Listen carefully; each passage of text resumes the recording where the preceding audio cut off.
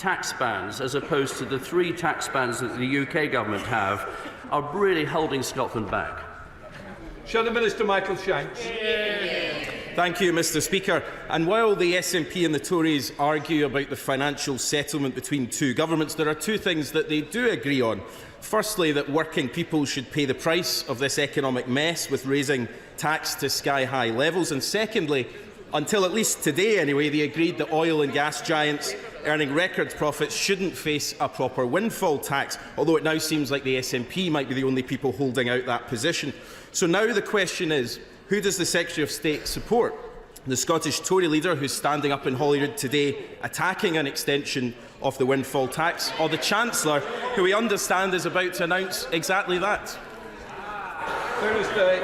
Well, Mr Speaker, my position has always been clear. I believe that the energy profits levy on the excess profits caused by Putin's illegal war in Ukraine was the right thing for the government to do, to give support to people with their cost of energy, the cost of living prices.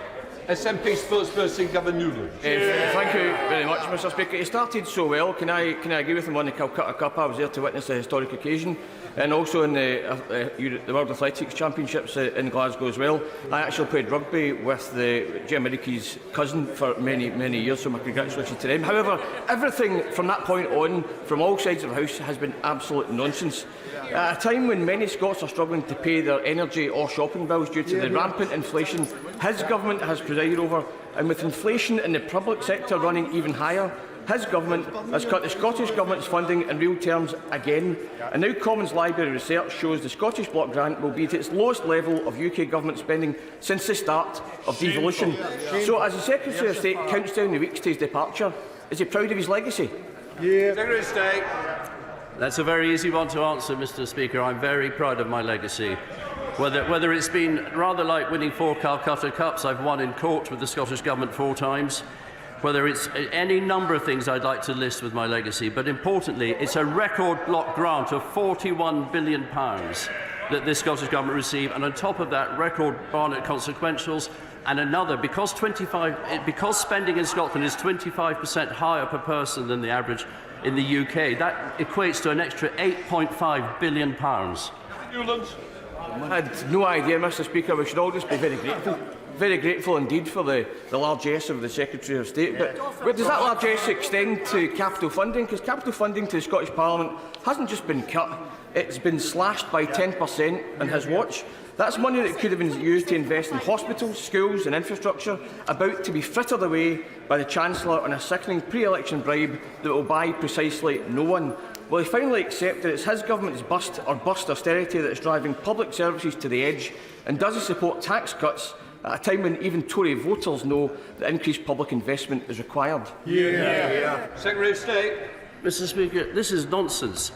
Austerity is not a thing under this government, not a thing at all. No, absolutely not. Departmental spending, and this is the point the SNP don't acknowledge. Departmental spending throughout this Parliament has grown by 3.2% on average. That's the simple truth. Christine Jardine. Question number 2, please. That's easy. Mr Speaker, I've had frequent and recent discussions with the Foreign Secretary on the Scottish Government's international relations policy. Foreign affairs are reserved for the United Kingdom Government, and we have been clear to the Scottish Government that they must respect this. Thank you very much. First of all, can I associate myself with the Secretary of State's comments about the Scottish victory in the Calcutta Cup? But does he share my concern that these recent forays into international relations by the SNP are not only inappropriate because it is a reserved matter, but potentially damaging both to important relationships between Scotland's 2 governments and, critically, to UK foreign policy at a time when we have international tensions at a height we haven't seen since the Cold War? Mr Speaker, I do agree with the honourable lady. It's very important that the United Kingdom Government speaks with one voice, and the United Kingdom is seen to speak with one voice on foreign affairs. And I note, Mr Speaker, that Angus Robertson has produced another independence document this week, and it is on foreign affairs and defence. and a lot of nonsense in there too. They want to join the NATO nuclear alliance, but they want to get rid of the nuclear deterrent. They want to join the EU, but not the euro. They want to have a Scottish spy agency. Some are referring to it as the Sleekit service, with agents heading across Europe in their motorhomes that are bulletproof. Mr. Speaker, all nonsense, a complete waste of taxpayers' money. Gregory Campbell. Secretary of State. Mr. Speaker, I'm pleased to say I have had discussions with the Secretary of State for Northern Ireland about maximising trade links now the Northern Ireland Executive has been restored. What's more, the United Kingdom Government has committed to establishing the East-West Council.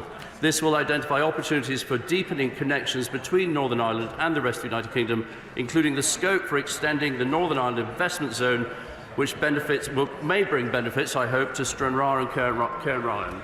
Rick Campbell.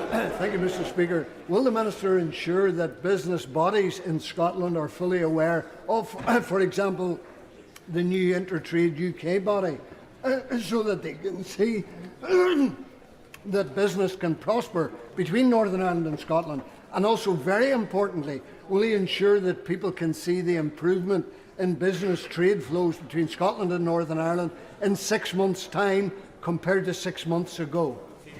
Secretary of State. Well, Mr. Speaker, as set out in the command paper, the UK Government is working to establish Intertrade UK, and this will fulfil our pledge to grow the economy by ensuring that businesses large and small can make the most of the East-West trading opportunities.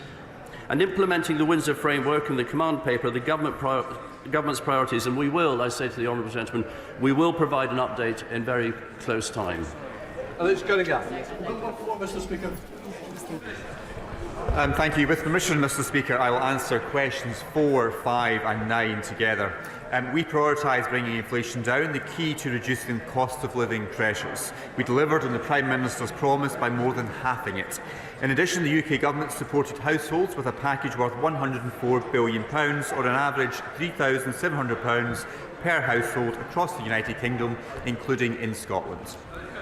Thank you, Mr. Speaker. Well, families in my homeland are reeling from the cost of living crisis as both the Tory UK Government and the SNP Scottish Government have jointly loaded them with the highest tax burden in 70 years. Does the Minister agree it's time that both governments stopped going round in circles, left the dance and cleared the floor for Labour governments to sort out their sorry mess? Mr. Speaker, well, I do not agree with the honourable gentleman's conclusions. Thanks to this government, 2.4 million workers in Scotland benefited from £340 back in their pockets thanks to the national insurance cut in January. But I would agree that I don't agree with the SNP government's approach to tax in Scotland, making Scotland the highest tax part of the United Kingdom. Rachel Hopkins. Thank you, Mr. Speaker. Scottish rail fares are set to rise by 8.7% next month, and this eye-watering fare hike will hit Scots hard during a cost of living crisis and push Scotland's rail service into a spiral of decline. Does the Minister not agree that we need affordable fares to help people through the cost of living crisis and encourage more people to travel by train? Minister. Mr. Speaker, I would certainly agree that we should do all we can to encourage people to travel by train. The Scottish Government's approach to ScotRail perhaps might discourage that, but I'm happy to meet the honourable member to discuss this. Stephen Morgan. Thank you, Mr. Speaker. Recent findings from the Trussell Trust have revealed that 32% of people claiming universal credit in Scotland have fallen into debt because they couldn't pay essential bills. Does the Minister agree with me that the people of Scotland and the people of Britain shouldn't be made to pay for SNP and Tory failures? Minister. Mr. Speaker, since or in 2021-2022, there are 1.7 million fewer people in absolute poverty after housing costs than what there were in 2009-2010, including 400,000 fewer children. So I certainly believe this government is taking lots of action to address poverty, particularly in work poverty, but I would agree that making Scotland the highest tax part of the UK does not help with that. John Stevenson. Yeah, Mr. Speaker. Would the Minister agree that putting up taxes in the way that the SNP are doing at present will do nothing to help with the cost of living? But would he also further agree that if they continue in this trajectory of increasing taxes, more and more Scots will want to leave and come to places like Carlisle, where of course they will be very welcome? Mr. Speaker, due to the SNP tax rises in Scotland, anyone earning over £28,867 will pay more income tax than those people living in England. Certainly from my own experience representing a Borders constituency, there is increasing evidence of people choosing to live south of the border rather than in the high tax Scottish jurisdiction, and with my discussions with STEM businesses, they increasingly find it difficult to recruit in Scotland because of the aggressive high tax policies of the SNP. Shadow Secretary of State Ian Murray. Thank you very much, Mr. Speaker. Regardless of what the Chancellor announces today, we're in the highest taxing-raising Parliament in history, and this is a consequence of the Minister's government's failure over 14 years. Ordinary hard-working Scots did not cause this economic crisis. The government did, but they are being made to pay for it. There have been 25 Tory tax rises since the last election, and the average family is much worse off as a result. So does the Minister agree with the Institute for Fiscal Studies that even after today's budget, the overall tax burden on working people will still reach record levels? Mr. Speaker, clearly I'm not going to speculate on what the Chancellor will be announcing shortly, but I would just remind the honourable gentleman that 2.4 million workers in Scotland have benefited from £340 going back into their pockets thanks to the changes to national insurance which have already been announced. In relation to his wider points about the tax burden, we should not forget that the reason why, as a consequence of the huge interventions the government made to support workers and families and communities and businesses during the pandemic, and we're having to repay that. But that saved jobs and saved many businesses from going under during the COVID pandemic. Ian Murray. The Chancellor says today working people will still be paying a much higher tax burden at the end of this Parliament, and it will reach record levels. And shockingly, the tax burden in Scotland is even higher. Anyone in Scotland earning more than £29,000 per year is paying more tax after the SNP voted for yet another income tax rise on working people. That means we're in the absurd position in Scotland of the SNP raising taxes on nurses and teachers whilst opposing Labour's plan for an extended windfall tax on the oil and gas giants. We even hear the leader of the Scottish Conservatives threaten to resign last night on potentially another U-turn from the Chancellor on the windfall tax. So doesn't the Minister accept that the best thing to happen now would be for this circus to be brought to an end and for the Prime Minister to call the election? As I said to the honourable gentleman earlier, I'm not going to speculate on the contents of the budget, but when the election comes, Mr. Speaker, the voters of Scotland will have a very clear choice: a party that's going to stand up for Scotland's place within a strong United Kingdom, or the Scottish National Party, which wants another referendum. I'm unclear what the Labour Party has to offer. Alistair Carmichael. Number 6, Mr. Speaker. Thank you, Mr. Speaker. We want all farmers to get a fair price for their products, and the Government is committed to tackling contractual unfairness that exists in the agri-food supply chain. We will use the powers in the Agriculture Act 2020 whenever necessary. At the NFU conference, the Prime Minister announced the UK Farm to Food Summits would be an annual event. This will help strengthen the joint working by government and external partners to support a prosperous agri-food sector. Thank you, Mr. Speaker. The Minister should be aware that his colleagues in DEFRA have recently concluded a consultation on contractual relationships in the fresh produce industry. At a time when 23% of dairy farmers doubt that they will continue in business into 2025, will he impress on his colleagues in DEFRA and the Department of Trade that action now in relation to that consultation is urgent? Minister. Mr. Speaker, as a Borders farmer's son, I completely understand the invaluable work that farmers and crofters do to put food on our tables across Scotland and indeed across the United Kingdom. And this government will continue to support the agriculture and food production sector. Scotland Office Ministers regularly attend the Interministerial Group for the Environment, Food and Rural Affairs, along with representatives from the devolved administrations.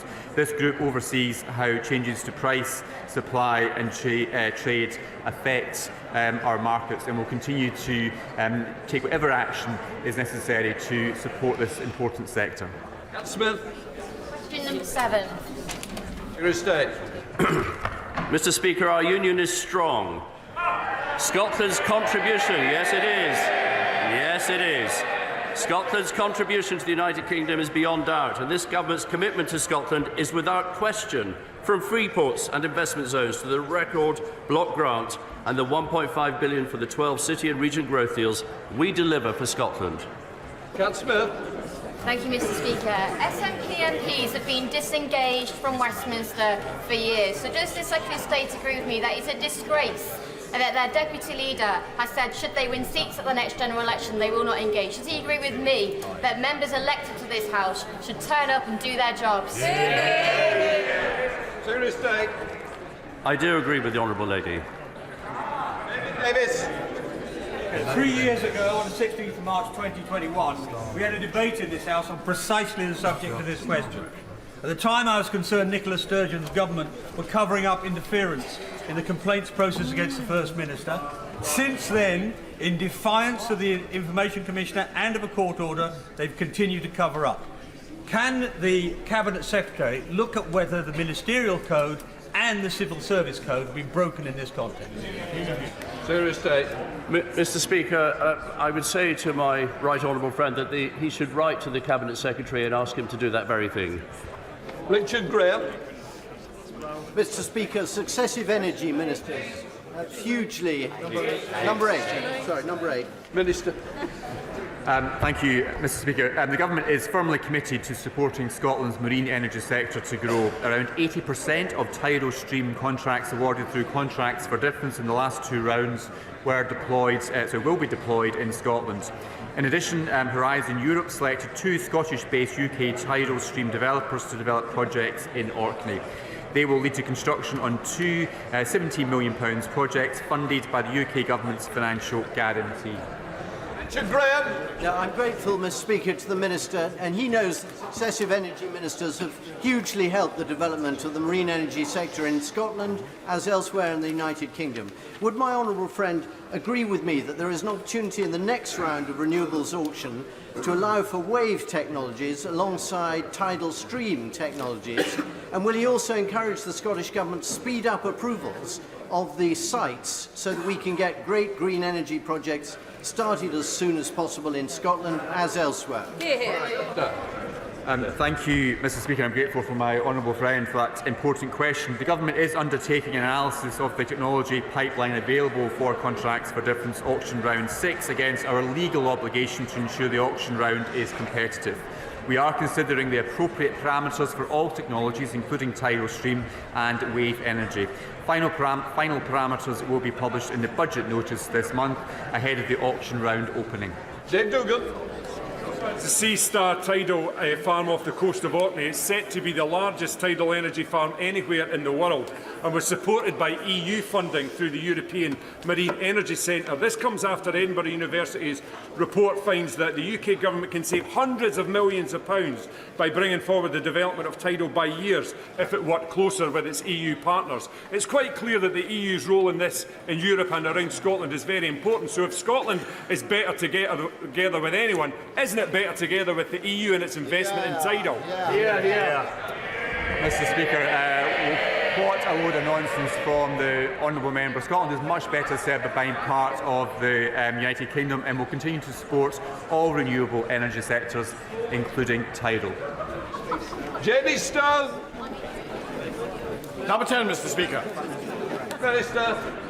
Mr. Speaker, this Government recognises the invaluable work that all NHS workers do. I see this every day of the week in my own constituency in the Scottish Borders. That's why the Secretary of State for Health and Social Care has written to the Scottish Government regarding working together to reduce patient waiting times. We continue to be open to exploring this further. Mr. Speaker, I have a lady constituent who suffers from a rare and dangerous condition called subglottal stenosis. There is only one clinic that has the expertise to treat this condition, and it is in London. And yet our local health board is refusing to refer her. They say they can offer another treatment, but it is thought to be less safe and possibly not very effective. So can I ask, what steps is the government taking to ensure that patients, regardless of which side of the border they live, will get the best possible treatment? Here, Jim. Minister. Mr. Speaker, I'm regularly reminded, particularly as a border, as an MP for the borders, of the need of healthcare that benefits on either side of the border, particularly cross-border working with the NHS. Local people in the borders often get treatment faster and easier because of it. Sadly, the honourable member has highlighted a real problem with Scotland's NHS thanks to the mismanagement by the SNP government of Edinburgh, particularly of rural health services. Now, he's identified a very distressing case for his constituent, and I'm very happy to write to the Scottish Government along with him to raise this case with them. Theresa Villiers. Question 11, please, Mr. Speaker.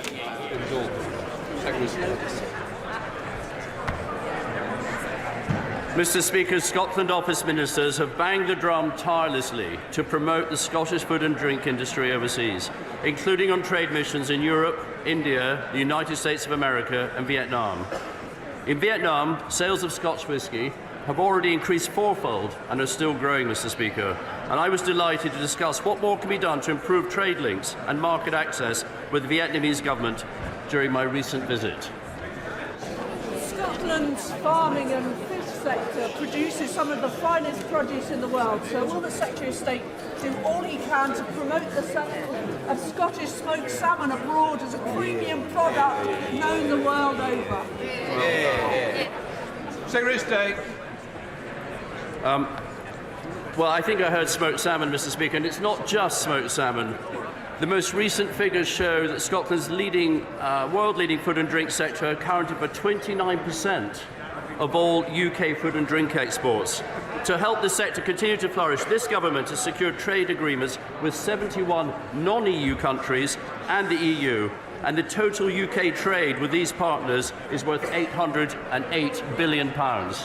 Janet.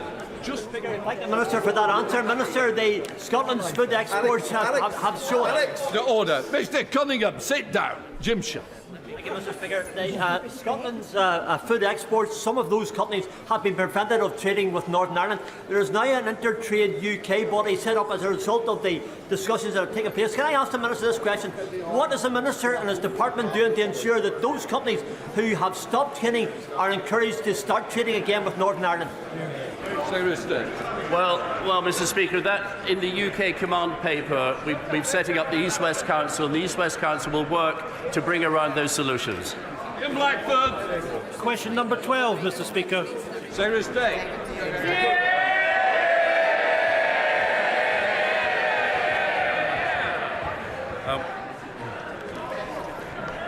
I'm popular today, Mr. Speaker. The UK government is working tirelessly to maximise opportunities following our departure from the European Union. Scotland continues to punch above its weight, both in exports of goods and services and foreign direct investment, and I'm delighted to be able to say that trade is now well above pre-Brexit levels.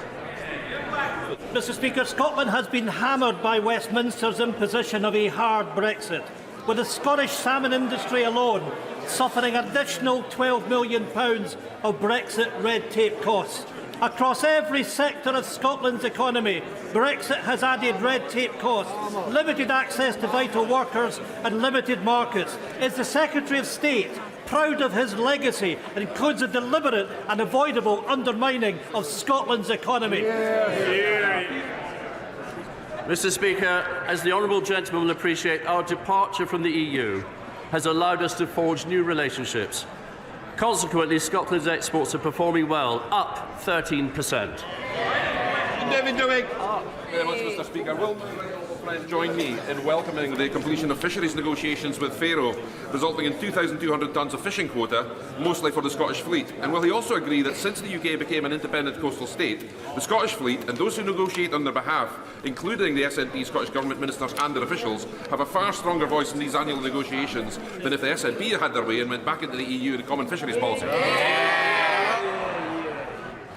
My honourable friend is a great champion for the fishing industry, and I completely agree with him. We now come to Prime Minister's questions, but we are joined today in the gallery by the Speaker of the Supreme Council of the Kyrgyz Republic. I now call Charlotte Nichols. Number 1, please, Mr. Speaker. Mr. Speaker, this morning I had meetings with ministerial colleagues and others. In addition to my duties in this House, including listening to the Chancellor's budget statement, I shall have further such meetings later today. Charlotte Nichols. Thank you, Mr. Speaker. The UK used to be a world leader in psilocybin research, but despite the calls from the Home Affairs Select Committee, leading researchers, charities and veterans organisations and the Royal College of Psychiatrists, we've shamefully fallen behind on breakthrough treatment for conditions like PTSD and depression, causing misery to millions of people in our country. Can the Prime Minister explain why this policy remains the responsibility of a Home Office that can't give it the attention it deserves, and why it's okay that American, Canadian and Australian patients can access treatment British patients can't?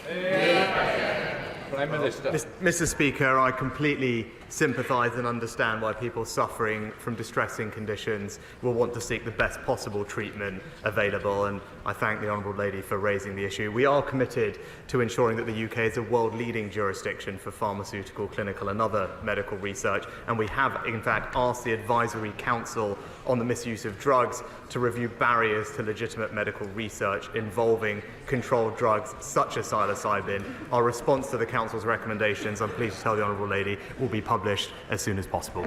Dr. Curran. Thank you, Mr. Speaker. My constituency has a long and proud history of farming, with generations of the same family helping to feed our nation. And not since World War II have we been so aware of how important food security is to our national security. So will the Prime Minister update the House on what his government is doing to support our fantastic farmers? Mr. Speaker, as I set out at the NFU conference just a couple of weeks ago, we will always back British farmers to continue to produce fantastic food. We're accelerating that plan with the largest package of grants ever, and indeed one of those new schemes opens just today, supporting farmers with up to £125,000 towards the purchase of new equipment and technology. Our schemes in England are all about more choice, Mr. Speaker, not less, and unlike Labour in Wales, we will never introduce top-down arbitrary targets that damage farm incomes, damage our food security and take farmers back to square one. We now come to the Leader of the Opposition, Keir Starmer. Thank you, Mr. Speaker. 3 years ago, Sarah Everard was walking home when she was abducted and murdered by a serving police officer who should have been trusted to keep her safe. As a father, I can't imagine the pain her parents, her family and her friends are going through in this difficult anniversary week. Lady Angelina's report exposes the appalling failure in police vetting and in misconduct processes. And I'm very troubled by its conclusion that there is, and I'm going to quote it, nothing to stop another Cousins operating in plain sight. How can that be the case 3 years on from this horrendous crime? Mr. Speaker, can I firstly say that I'm sure all members of the House will have been thinking about Sarah Everard in recent weeks. It was, as the Honourable Gentleman said, an absolutely shocking case, and the abuse of power in particular was appalling. That's why we took action quickly, Mr. Speaker, to strengthen police vetting, strengthen the rules for rooting out officers who are not fit to serve, and conducted the largest ever screening of all serving officers and staff. We're now ensuring that any officer who has been charged for a crime will be suspended from duty automatically until their case is concluded, and we will thoroughly consider all of the report's recommendations and respond in full. The Prime Minister mentions vetting, and I just want to press on that because serious failures in police vetting were raised in independent reports as long ago as 2012, 2019 2022 and 2023. And that's why Labour's been arguing for mandatory national vetting standards, which would stop anybody with a history of domestic abuse or sexual offending being allowed to join the police in the first place. Why are mandatory national vetting standards not already in place? Well, Mr. Speaker, it is vital for public confidence that those that are not fit to wear the badge are rooted out of the police and not able to join in the first place. That's why the College of Policing has updated its existing statutory code on vetting, and that happened quickly. And in addition, the Policing Inspectorate, Mr. Speaker, carried out a rapid inspection of all forces' progress against the previous findings. And in addition to that, an entire check against the National Police Database was carried out for all serving officers and staff. Mr. Speaker, I'm obviously very familiar with codes in criminal justice systems, but this is too serious for that. There's a world of difference between a code and binding mandatory standards, which don't have legal effect, and that should trouble members across the House. Cousin's history of sexual offending stretched back many years. On 4 occasions, despite allegations of indecent exposure, he wasn't sacked. We know indecent exposure is a gateway to more horrific crimes, as was tragically shown to be the case not only in Sarah Everard's case, but also Libby Squire. But it's not treated with the seriousness required. The Angelina report recommends reviewing all indecent exposure allegations against serving officers in order to identify, investigate and remove those officers from service. Now, given the obvious urgency of this recommendation, can the Prime Minister give a categorical assurance that it will be implemented immediately? Mr. Speaker, as the Home Secretary addressed this specifically when he made his statement, indecent exposure, just like any other kind of sexually motivated crime, is abhorrent. And we expect police chiefs to take it extremely seriously.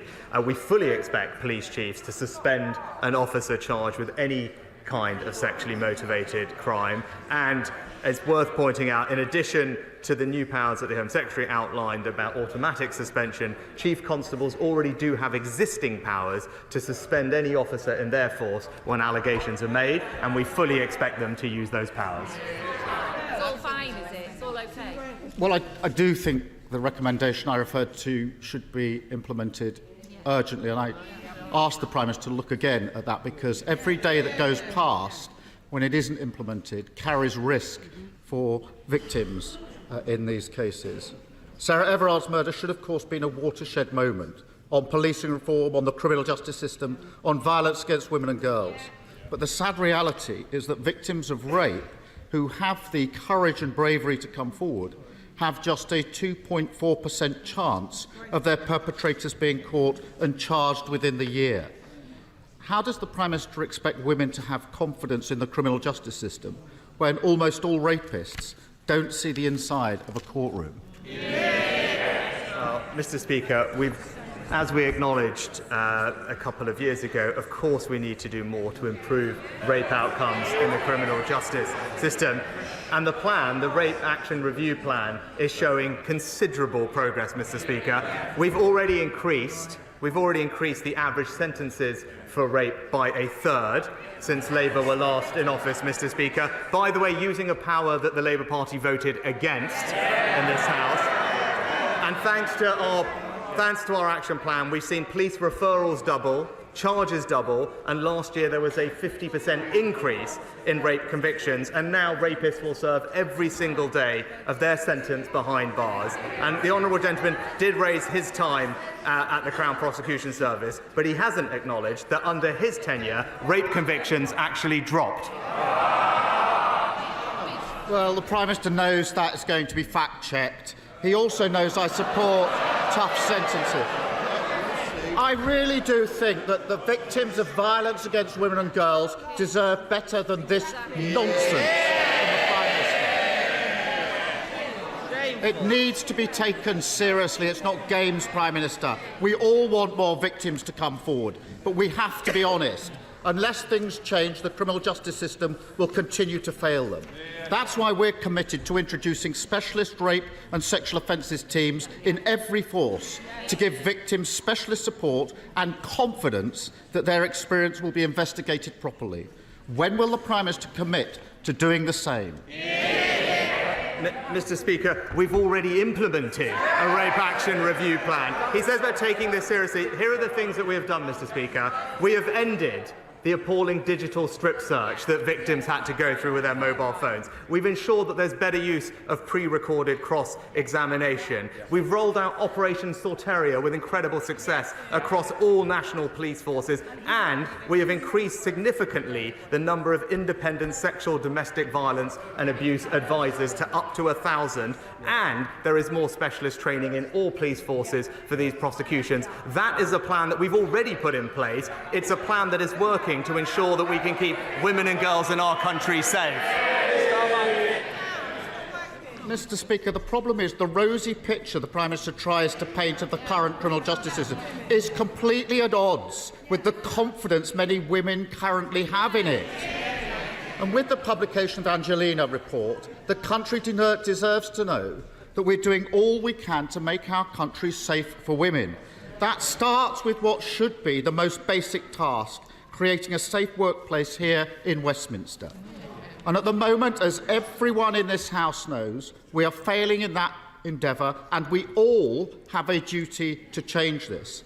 So when will he make time for the vote on banning from Parliament MPs who face allegations of sex offences? Prime Minister.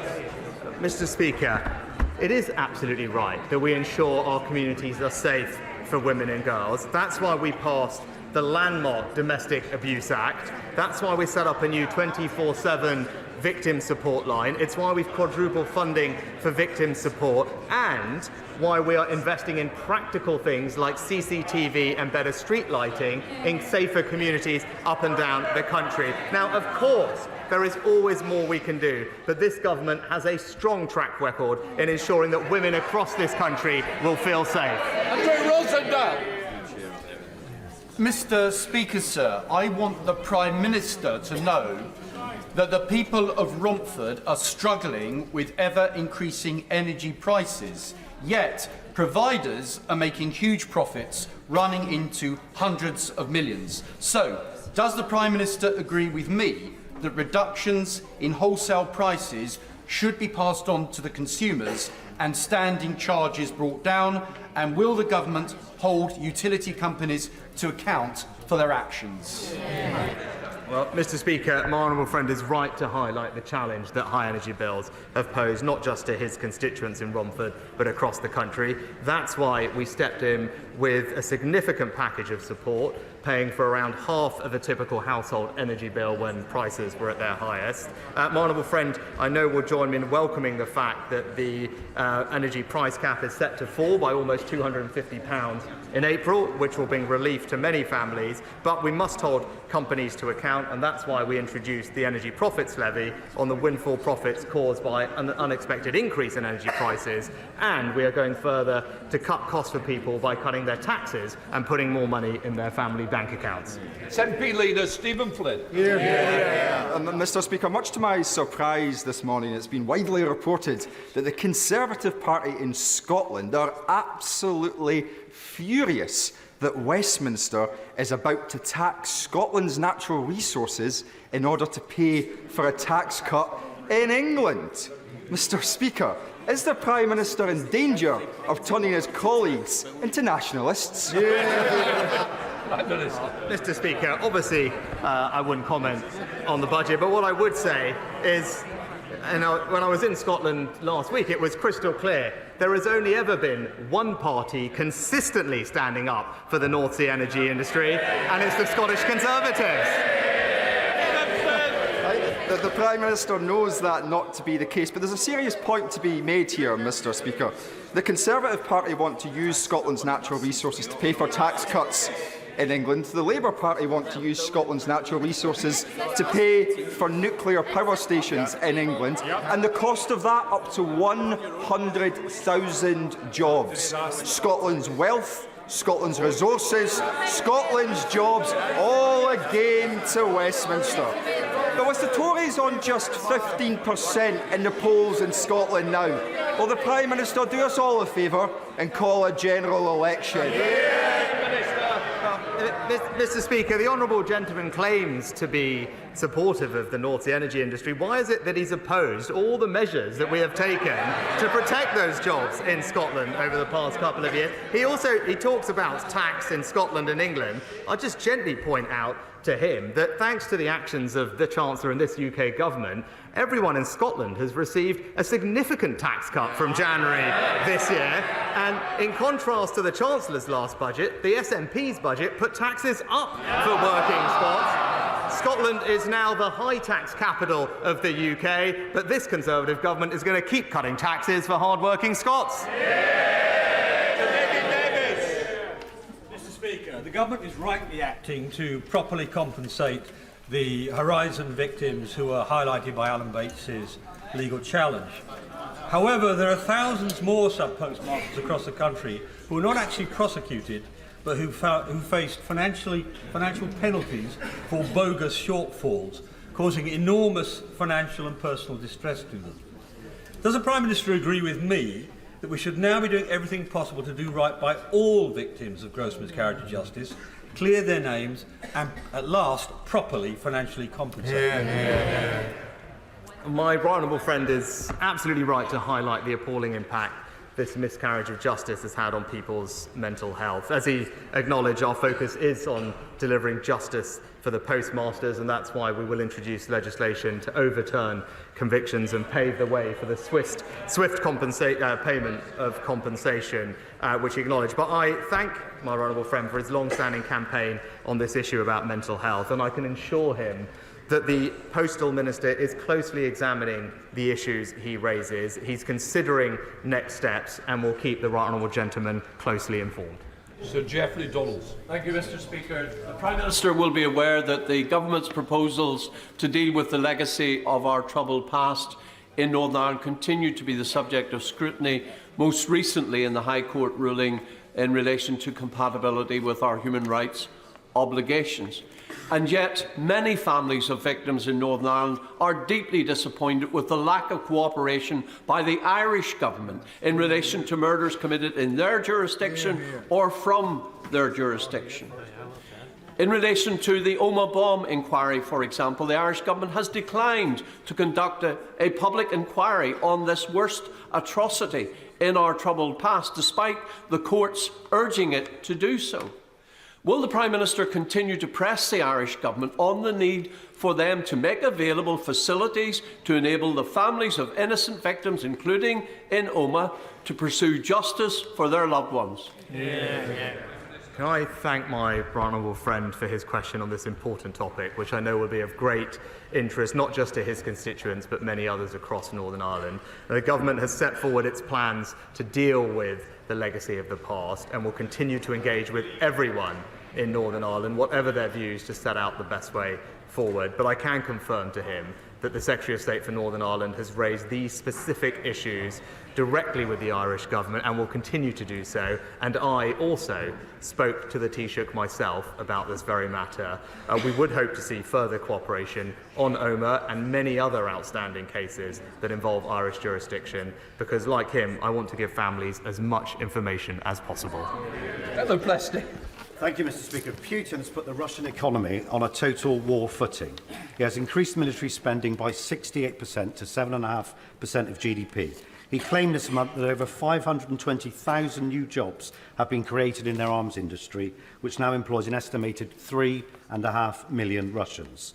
On my recent visits to Ukraine, I have met with government ministers and senior military figures who have expressed great frustration to me about the length of time it is taking to develop collaboration in building a defence manufacturing capability jointly with UK defence companies in Ukraine. So will my honourable friend meet with me to discuss how we can unblock the bureaucracy and, as our Ukrainian friends say, build the arsenal of the free world together? Well, I can reassure my honourable friend that we remain steadfast in our support for Ukraine, and we will not allow Putin to achieve his aim of eradicating Ukrainian freedom and democracy.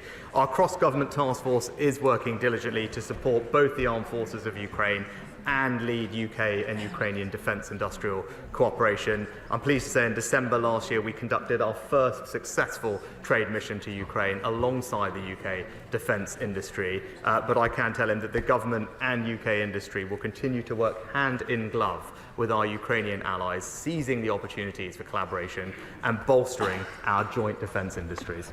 Stringer. Mr. Speaker, last week the IPPR published a paper, The State of the North. That paper predicted that wealth inequalities, already too large between the North and the South East, would increase to nearly £250,000 per head by the end of this decade. Does the Prime Minister accept that his levelling up agenda has failed, or did he never want it to succeed? Mr. Speaker, on the contrary, inequality in our country has actually declined under this Conservative government. And when it comes to levelling up in the North, it's actually the North that has received some of the highest amounts of per capita levelling up funding of any region in the country. And I know when he last popped up to ask me a question about our investment in the North, I was wondering if he's managed to get an answer as to what exactly the Labour Party's position on HS2 is. Because I'd still like to know, because what we're doing is taking that money and reinvesting every penny of it across the North in forms of transportation that people use every day, delivering benefits quicker to communities not just in his constituency but across the entire North, and it's been warmly welcomed everywhere that I've been. Thank you, Mr. Speaker. Would my right honourable friend agree that the performance of the Labour Party in voting down our Rwanda bill in the House of Lords is a disgrace? It is only the Conservative government and the Conservatives have a plan for dealing with illegal immigration and the people's vote. Action on illegal immigration is a top priority in my constituency, and Labour has no policy or plan on this at all. Well, Mr. Speaker, my honourable friend makes an excellent point.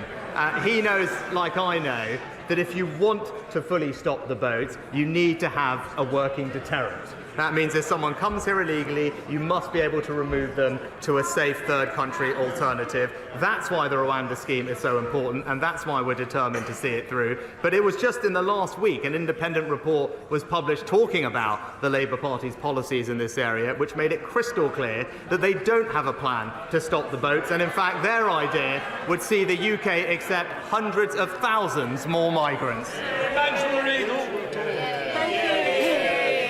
Thank you very much, Mr. Speaker. Which part of his economic legacy is the Prime Minister most proud of? Is it presiding over the highest tax burden since the Second World War? Or is it delivering the slowest real wage growth since the Napoleonic War? Mr. Speaker, saving 10 million jobs in the pandemic with the furlough scheme. The Prime Minister will know that there is consensus across this House on the need to build new houses. Where that consensus breaks down is where those houses should be built. Does the Prime Minister agree with me that wherever possible, new houses should be built on brownfield sites, not on green spaces, not on greenfield, and certainly not on prime farmland? My honourable friend is absolutely right. It's sustainable planning that must be at the heart of our planning system, and that's why we're committed to meeting the needs of communities by building homes in the right places and, as he says, making best use of brownfield land. We've made it clear that that's what should be the priority. We've put extra funding aside to unlock those sites, and our recent changes to the MPPF provide clearer protection for the Greenbelt, making it clear how future housing supply should be assessed. And that is the clear difference between our two parties. On this side of the House, we will protect the Greenbelt, and the Labour Party will concrete right all over it. Thank you. Mr. Speaker, in some jurisdictions, ministers routinely publish their tax returns. The Prime Minister voluntarily published his UK tax returns last year. Does the Prime Minister agree that ministers of the Crown should publish their tax returns as a matter of course? And has he ever filed any returns in the USA that have not been published? Mr. Speaker, I don't think that would be proportionate or appropriate. And what I've done is... No, I don't think it would be proportionate for all ministers to publish their tax returns. In keeping with the long-standing tradition, I voluntarily published my tax return, as did the Chancellor. I think that is the right balance, and I've been completely transparent about that as I've done it. Thank you, Mr. Speaker. Last year, a number of us were on the first transatlantic flight powered by sustainable aviation fuel. This week, IAG made its first major purchase of that fuel. But that fuel is coming from the United States. And it's really important that we have a SAF industry in this country. So will the Prime Minister tell the Treasury and the Department of Transport to accelerate the work they're doing, to put in place the right framework and the right support mechanisms to ensure we have a SAF industry for our aviation sector for the future? Can I first of all thank my honourable friend for his championing of this cause, which I think is absolutely right, and reassure him that we are committed to ensuring that the SAF mandate is in place in 2025. That will require about 10% of jet fuel to be made from sustainable feedstock by 2030. And to get there, we've provided, I'm pleased to tell him, £135 million to 13 different UK sustainable aviation fuel projects to kickstart our domestic industry. And, which he also knows is important, we've committed to introducing a revenue certainty mechanism to support SAF production in the UK as soon as practically possible. Sam Dixon. Thank you. Chester's 2,000-year-old Roman walls are an important historic monument of world renown. Will the PM join me in Chester to walk the walls and explore how the government can support the upkeep of these important structures, which, unlike the Conservative Party, are stable, solid, and in no danger of imminent collapse? Well, Mr. Speaker, I join the honourable lady in paying tribute to the history of her local community, and I'm pleased that the City of Chester is benefiting from so much investment from the Conservative government so that it can maintain its local infrastructure. Thank you, Mr. Speaker. 5 weeks ago, Conservative MPs from across South East London and Kent wrote to Transport for London and the Labour Mayor of London, calling on them to do the right thing following the botched implementation of a temporary 40-mile-an-hour speed limit on the A20 near Sidcup, which has seen thousands of drivers unfairly issued fines and points on their licence. This has left many drivers, including carers, emergency service workers and teachers, at risk of losing their licences and jobs. This is despite travelling less than 50-mile-an-hour zones. Does the Prime Minister agree with me that TfL, the Met Police and Sadiq Khan must come clean about the number of fines and cancel these issued points? Can I thank my honourable friend for this question, and I do understand the concerns that local drivers have over this ongoing TfL issue. Whilst we're doing everything we can to back motorists across the country, it is disappointing that the Labour Mayor and indeed Labour-run Wales are hammering drivers at every opportunity, whether that's temporary speed limits or blanket 20-mile-an-hour zones or the ULEZ expansion. But I will make sure that my honourable friend has a meeting with a responsible minister to discuss his concerns. Judith Cummings. Mr. Speaker, to strengthen current spiking legislation, forensic evidence is essential. The NHS does not have uniform policy for the screening of suspected victims of spiking at A&E. We can pass all the laws we want in this place, but to achieve justice, this forensic evidence is vital. Will the Prime Minister commit to ensuring that hospital emergency departments have a statutory obligation to take forensic samples from these victims?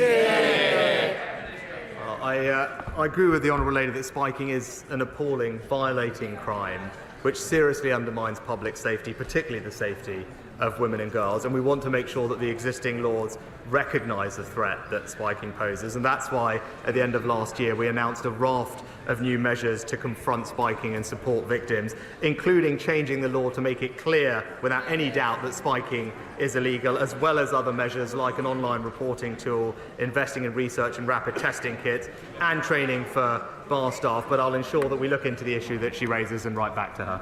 Final question, Ben Bradley. This winter, flood and storm damage has caused significant damage to the infrastructure in and around my Mansfield constituency. That's our roads, it's our drains, it's flood infrastructure, and this is among the highest concern that residents raise with me on a regular basis. I'm really grateful that from next year in particular, there's very significant infrastructure funding coming our way. But what can my right honourable friend do to help fix this for my constituents now? Well, Mr. Speaker, I'm pleased that in 2020 we announced that we would double our flood investment to a record £5.2 billion, and in Nottinghamshire, since 2010, we've invested over £50 million to protect 15,000 properties. And I know currently there is a programme in Mansfield which is looking at surface water and drainage improvements, but I will make sure that I talk to the Chancellor that we have a strong economy to keep investing in local infrastructure in his area, and that's exactly what we're about to hear from my right honourable friend in just a second. Completes Prime Minister's questions. There you go. Gracefully, Mom turns on. Order! Order! Before I call the Chancellor of the Exchequer, I remind honourable members that copies of the budget resolutions will be available to them from the vote office in members' lobby and online at the end of the Chancellor's statement. I also remind honourable members that interventions are not taken during the Chancellor's statement, nor during the replies of the Leader of the Opposition, or indeed of the spokesman for the Scottish National Party. I'm hoping that the hubbub on my right here is going to die down and some politeness will prevail before I call the Chancellor. Mr. Chancellor of the Exchequer.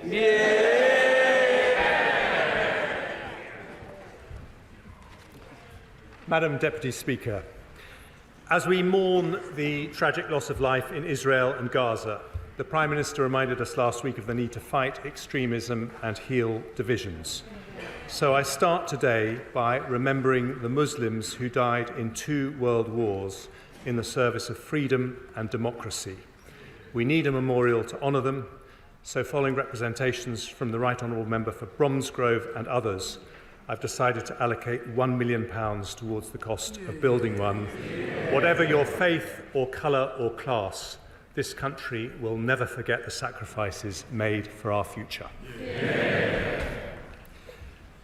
Madam Deputy Speaker, in recent times the UK and the UK economy has dealt with a financial crisis, a pandemic and an energy shock caused by war in Europe. Yet despite the most challenging economic headwinds in modern history, under Conservative governments since 2010, growth has been higher than every large European economy. Unemployment has halved, absolute poverty has gone down, and there are 800 more people in jobs for every single day that we've been in office.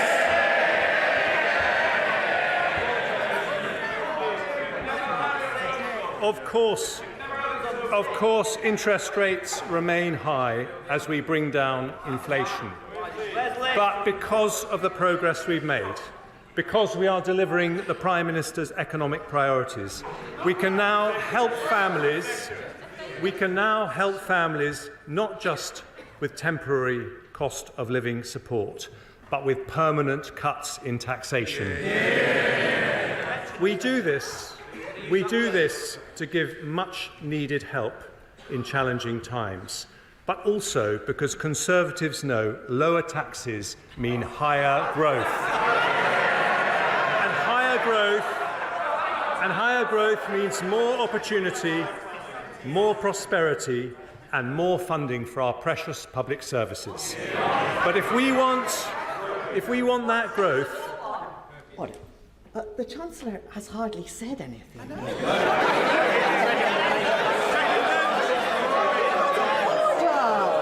Order! You can't get excited yet. Now, other people want to hear what the Chancellor has to say, and it's matters. So we'll have a bit of good behaviour, please. Chancellor. Thank you, Madam Deputy Speaker. If we want that growth to lead to higher wages and higher living standards for every family in every corner of the country, it cannot come from unlimited migration. It can only come by building a high-wage, high-skill economy, not just higher GDP, but higher GDP per head. And that is the difference with the party opposite. Their plans destroy jobs, reduce opportunities, and risk family finances with spending that pushes up taxes. Instead of going back to square one, the policies I announced today mean more investment, more jobs, better public services, and lower taxes in a budget for long-term growth. And Madam Deputy Speaker, I start with the updated forecast from the OBR, for which I thank Richard Hughes and his team. First, inflation. When the Prime Minister and I came to office, it was 11%. The latest figures show... I know the party opposite struck... No, this is not amusing anymore. We need to hear what the Chancellor has to say. I can tell who's making the noise, and you simply won't get a chance to speak later. So that's the end of it. Chancellor. Thank you, Madam Deputy Speaker. When the Prime Minister and I came to office, inflation was 11%, but the latest figures show it is now 4%, more than meeting our pledge to halve it last year. And today's forecasts from the OBR show it falling below the 2% target in just a few months' time, nearly a whole year earlier than forecast in the autumn statement. That didn't happen by accident. Whatever the pressures and whatever the politics, a Conservative government working with the Bank of England will always put sound money first. But we also understand that tackling inflation, while necessary, is painful. It means higher interest rates and a period of lower growth. So we've given the average household £3,400 in cost of living support over the last 2 years. Doing so makes economic as well as moral sense. The OBR predicted real household disposable income per person would fall by 2% in the last year. Instead, after this support, it is on track to rise by 0.8%. And today I take further steps to help families with cost of living pressures, starting with measures to help the poorest families. We've already abolished higher charges for electricity paid by those on prepayment meters, increased the local housing allowance, and raised benefits by double expected inflation. Today I focus on those falling into debt. Nearly 1 million households on universal credit take out budgeting advance loans to pay for more expensive emergencies like boiler repairs or help getting a job. To help make such loans more affordable, I've today decided to increase the repayment period for new loans from 12 months to 24 months. For some people, I thought they cared about people on the lowest incomes.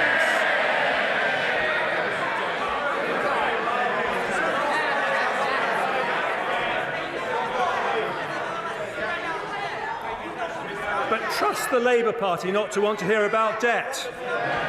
For some people, the best way to resolve debt is through a debt relief order. But getting one costs £90, which can deter the very people who need them the most. So having listened carefully to representations from citizens' advice, I today relieve pressure on around 40,000 families every year by abolishing the £90 charge completely. Next, the Household Support Fund. It was set up on a temporary basis and due to conclude at the end of this month. Having listened carefully to representations from the Joseph Rowntree Foundation, the Trussell Trust, and honourable members from East Ham, Colchester, Ruislip, Northwood and Pinner, and Suffolk Coastal, amongst others, I've decided that with the battle against inflation still not over, now is not the time to stop the targeted help it offers. We will therefore continue it at current levels for another 6 months.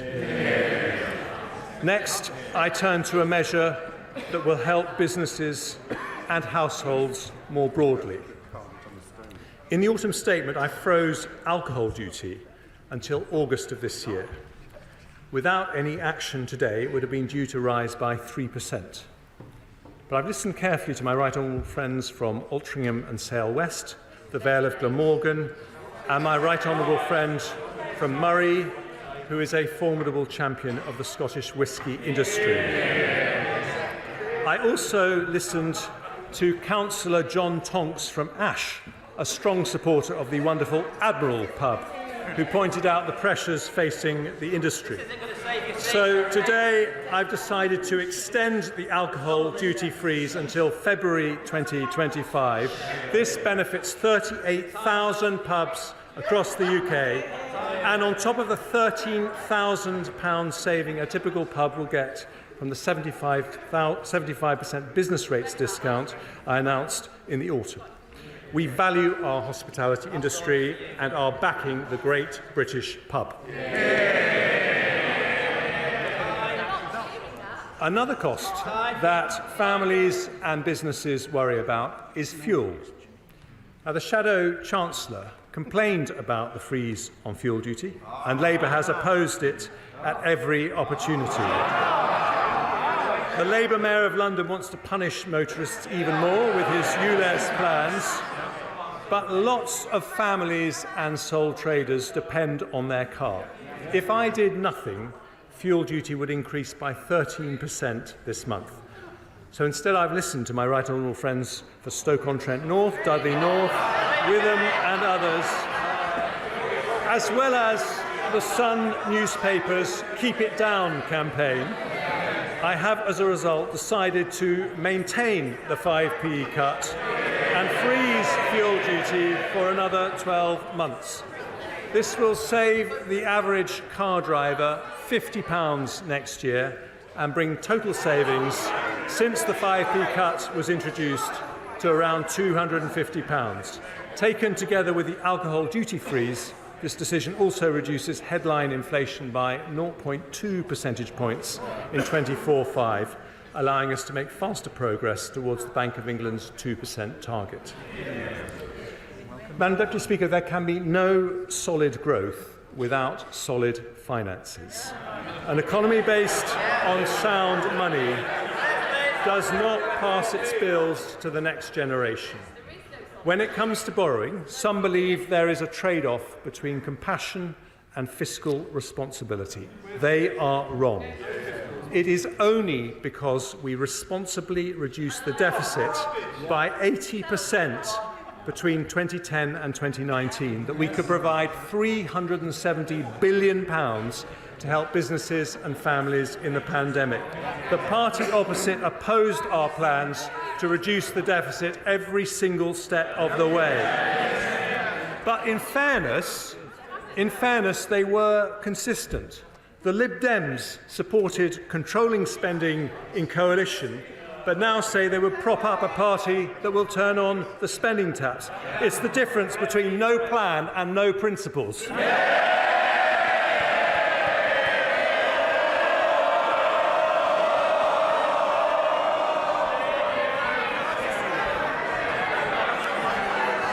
Delighted the right honourable gentleman from the Lib Dems was here to hear it for once.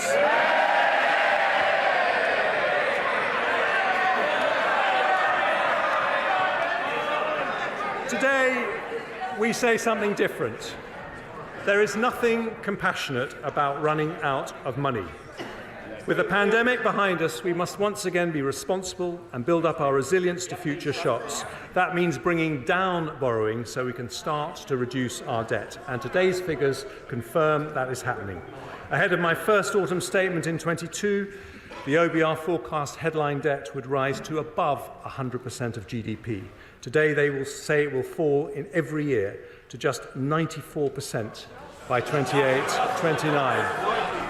Underlying debt, which excludes Bank of England debt, will be 91.7% in 24/5, according to the OBR, then 92.8%, 93.2%, 93.2% before falling to 92.9% in 28/29, with final year headroom against debt falling of £8.9 billion.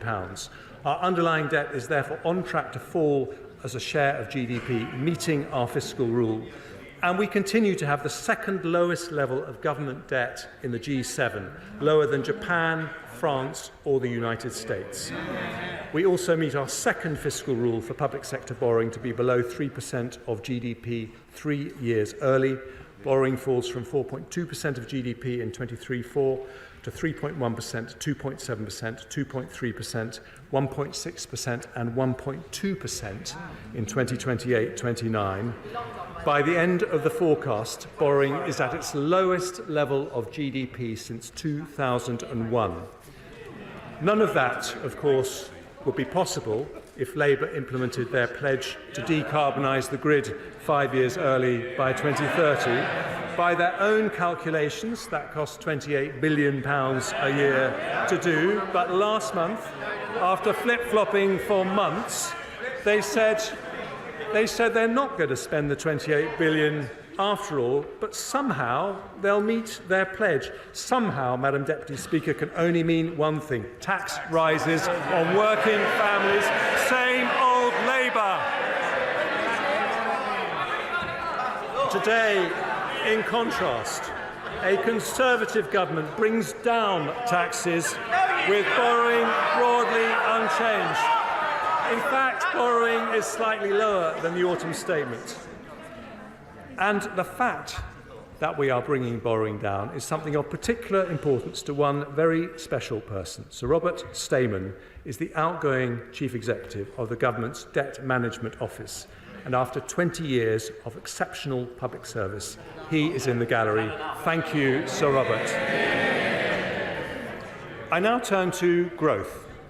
Just after I became Chancellor, the OBR expected GDP to fall by 1.4% in the following year. In fact, it grew, albeit slowly. Now the OBR expects the economy to grow by 0.8% this year and 1.9% next year, 0.5% higher than their autumn forecast. After that, growth rises to 2.2%, 1.8% and 1.7% in 2028. Since 2010, they don't want to hear this, but these are the facts. Since 2010, we have grown faster than Germany, France or Italy, the three largest European economies. And according to the IMF, we will continue to grow faster than all three of them in the 5 years ahead. Surveys by Lloyds and Deloitte show business confidence is returning. In other words, because we have turned the corner on inflation, we will soon turn the corner on growth. And today's OBR forecasts also show that we have made good progress on the Prime Minister's three economic priorities. Compared to when the three pledges were made, inflation has halved, debt is falling in line with our fiscal rules, and growth is fully 1.5 percentage points higher than predicted. And as growth returns, they don't have a growth plan, so they might as well listen to ours.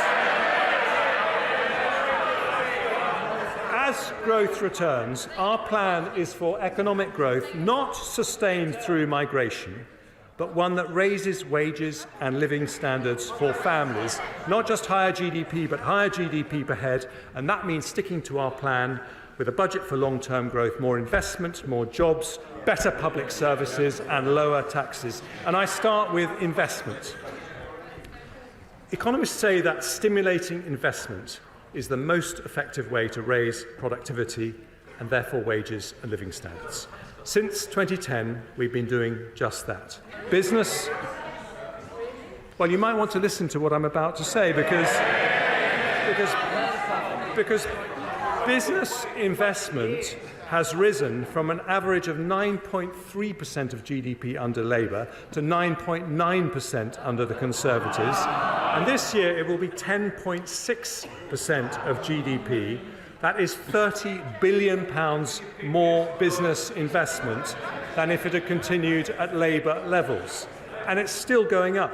In the short period since the autumn statement, Nissan have announced they'll build 2 new electric car models in the UK. Microsoft and Google have announced data centres worth over £3 billion. Thanks to my right honourable friend, the Business Secretary, the Global Investment Summit unlocked £30 billion of investment. In fact, since 2010, greenfield foreign direct investment has been higher than anywhere else in Europe. And for the last 3 years, we have been the 3rd highest in the world after the United States and China. And we're not stopping there. In the autumn statement, I announced we would introduce permanent full expensing, a £10 billion tax cut for businesses that gives the UK the most attractive investment tax regime of any large European or G7 country.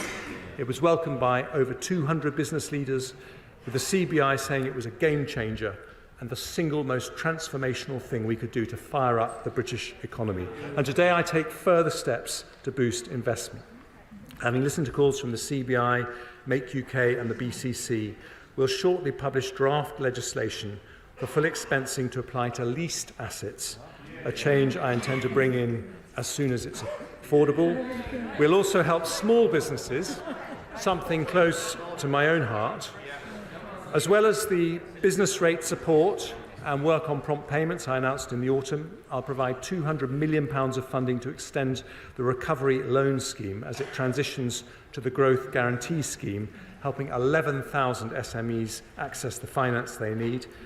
And following representations from the Federation of Small Business, as well as honourable members for Loughborough, Southend West and Rother Valley, I will reduce the administrative and financial impact of VAT by increasing the VAT registration threshold from £85,000 to £90,000 from April the 1st, the first increase in 7 years.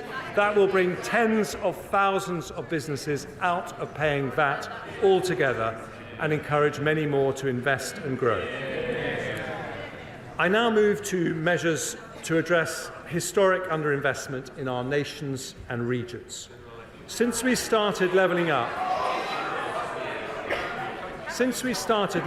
in 2019, 2/3 of all new salaried jobs have been created outside London and the South East. We've announced 13 investment zones and 12 free ports, which continue to attract investment, including recently, thanks to the efforts of Mayor Ben Houchen from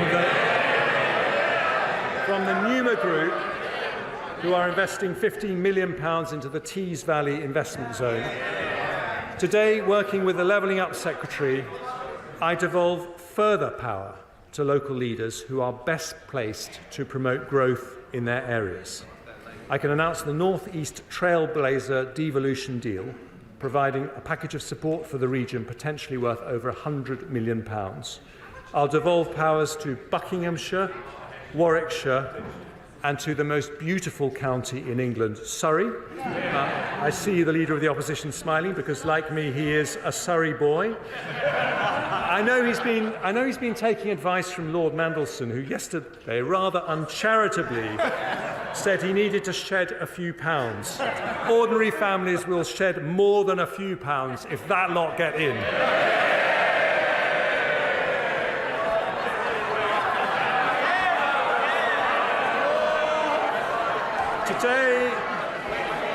Today,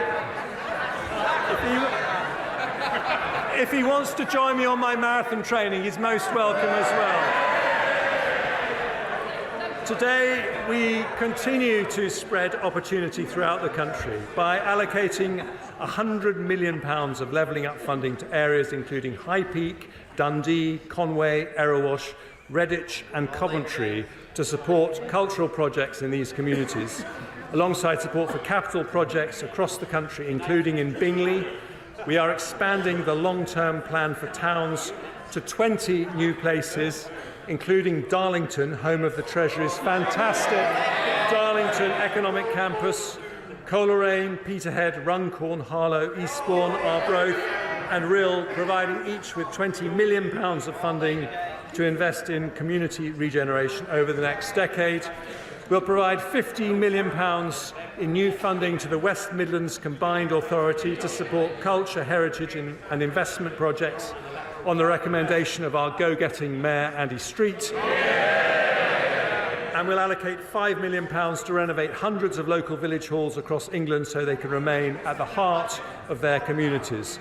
And because this is a Conservative and Unionist government, we'll also set aside funding to support the Saxavord Spaceport in Shetland, an agri-food launch pad in mid-Wales, and funding to support Northern Ireland's businesses to expand global trade and investment opportunities. As a result of the decisions we take today, the Scottish Government will receive nearly £300 million in Barnett consequentials, with nearly £170 million for the Welsh Government and £100 million for the Northern Ireland Executive. I do appreciate that a tax-cutting budget is very uncomfortable for the biggest tax risers in the United Kingdom. We also want to level up opportunity across the generations, including building more houses for young people, and we're on track to deliver over 1 million homes in this Parliament. Last week, the Levelling Up Secretary allocated £188 million to support projects in Sheffield, Blackpool and Liverpool, and today I go further, allocating £242 million of investments in Barking Riverside and Canary Wharf, which together will build nearly 8,000 houses, as well as transforming Canary Wharf into a new hub for life science companies. We're launching a new £20 million community-led housing scheme supporting local communities to deliver the developments they want and need, and I'm pleased to announce the next steps for Cambridge to reach its potential to be the world's leading scientific powerhouse. I confirm there will be a long-term funding settlement for the Future Development Corporation in Cambridge at the next spending review, with over £10 million invested in the coming year to unlock delivery of crucial local transport and health infrastructure. The final levelling up measures I announced today support North Wales, where I have many happy childhood memories, in mould, following representations from the Honourable Member for the Vale of Clwyd. We will help fund the renovation of Theatre Clwyd. And I can announce this week the Government has reached agreement on a £160 million deal with Hitachi to purchase the Wilfer site in Innismarn and the Oldbury site in South Gloucestershire. Innismarn has a vital role in delivering our nuclear ambitions, and no one should take more credit for today's announcement than my tireless, tenacious and turbocharged honourable friend Innismarn. More investment by large businesses, more support for small businesses, promoting investment in our nations and regions, all part of a budget for long-term growth that sticks to our plan to deliver more jobs, better public services and lower taxes.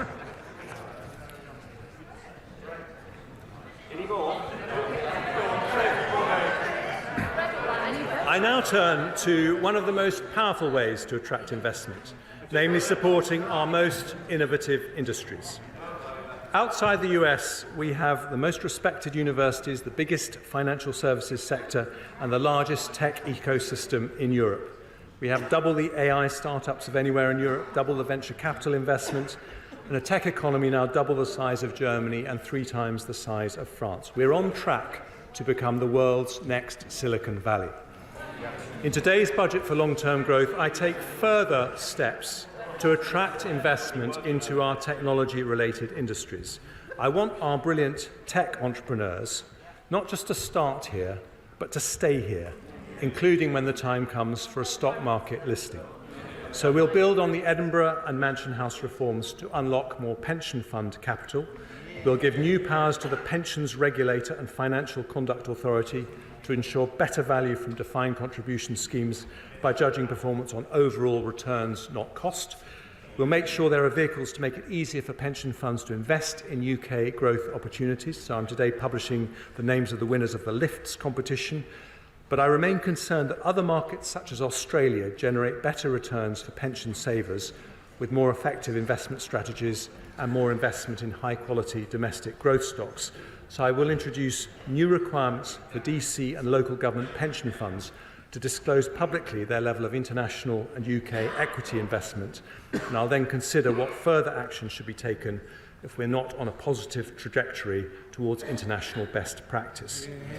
I also want to create opportunities for a new generation of retail investors to engage with public markets. So we'll proceed with the retail sale for part of the government's remaining NatWest shares this summer, at the earliest opportunity, subject to supportive market conditions and value for money. We'll continue to explore how savers could be allowed to take their pension pots with them when they change job. We'll make it easier for people to save for the long term with a new British savings bond delivered through National Savings and Investment, offering savers a guaranteed rate fixed for 3 years. And today, following calls from over 200 representatives of the city and our high-growth sectors, I will reform the ISA system to encourage more people to invest in UK assets. After a consultation on its implementation, I will introduce a brand new British ISA, which will allow an additional £5,000 annual investment for investments in UK equity with all the tax advantages of other ISAs. And this will be on top of the existing ISA allowances, ensure British savers can benefit from the growth of the most promising UK businesses, as well as supporting those businesses with the capital to expand. And I turn now to our other growth industries, starting with clean energy. We want nuclear to provide up to a quarter of our electricity by 2050. And as part of that, I want the UK to lead the global race in developing cutting-edge nuclear technologies.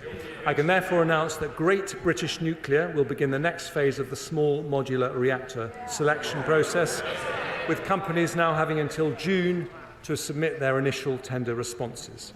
Our brilliant Energy Security and Net Zero Secretary will also allocate up to £120 million more to the Green Industries Growth Accelerator to build supply chains for new technology ranging from offshore wind to carbon capture and storage. By January of next year, as promised in the autumn statement, we'll have a new faster connections process to the grid up and running. In advanced manufacturing, we've announced a further £270 million of investment into innovative new automotive and aerospace R&D projects, building the UK's capabilities in zero-emission vehicle and clean aviation technologies. And I now turn to our creative industries. We have become Europe's largest film and TV production centre, with Idris Elba, Keira Knightley and Orlando Bloom all filming their latest productions here. Studio space in the UK has doubled in the last 3 years, and at the current rate of expansion, next year we will be second only to Hollywood globally.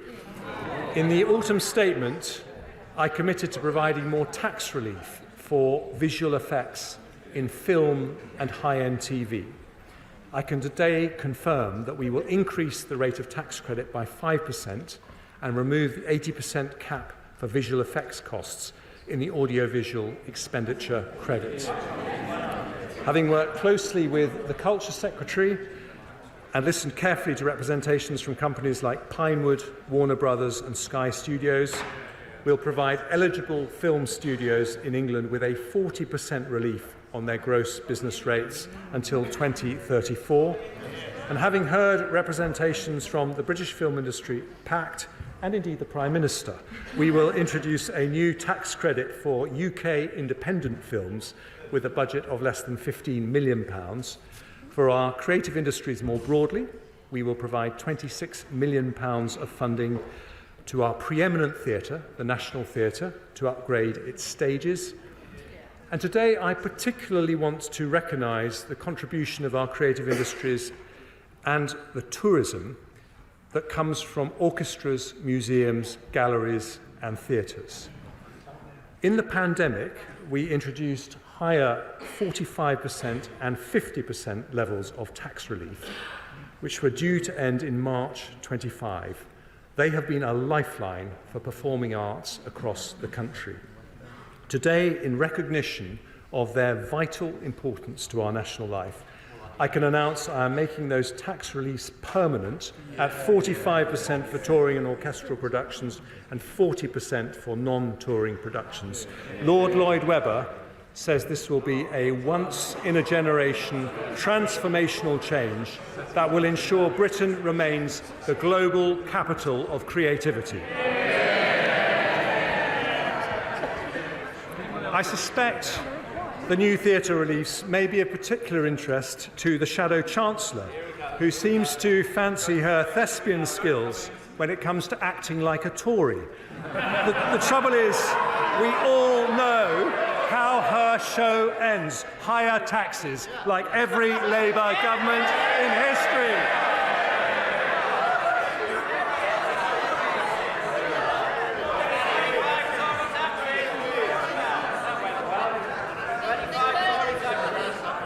I'm delighted they are cheering the fact that Labour governments always put up taxes. They're right. And I also want to mention our life sciences sector, where we will support research by medical charities into diseases such as cancer, dementia and epilepsy, with an additional £45 million, including £3 million for Cancer Research UK. But I have long believed we should be manufacturing medicines as well as developing them. So I can today also announce a brand new investment by one of our greatest life science companies, AstraZeneca, led by mon ami, the irrepressible Sir Pascal Soireau. AstraZeneca made their COVID vaccine available to developing countries at cost, as a result saving over 6 million lives. And today, because of the government's support for the life sciences sector, they announced plans to invest £650 million in the UK to expand their footprint on the Cambridge Biomedical Campus and fund the building of a vaccine manufacturing hub in Speke in Liverpool. More investment, better jobs in every corner of the country in a long-term budget for growth from a Conservative government.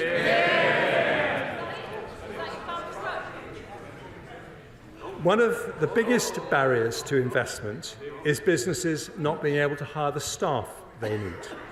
The economy today has around 900,000 vacancies. It would be easy to fill them with higher migration, but with over 10 million adults of working age who are not in work, that would be economically and morally wrong. Those who can work should. And this is an issue that I have tackled in every budget and autumn statement I've delivered. A year ago, I abolished the pensions lifetime allowance, which pushed doctors and others to take early retirement. Ask any doctor what they think about Labour's plans to bring it back, and they will say, don't go back to square one. In the autumn, with the help of our superb Work and Pensions Secretary, we announced the Back to Work plan, which will support 1 million adults with medical conditions and reduce the number of people assessed as not needing to work by 2/3. A year ago, I also announced the biggest ever expansion of childcare, extending the 30-hour free childcare offer. Just listen.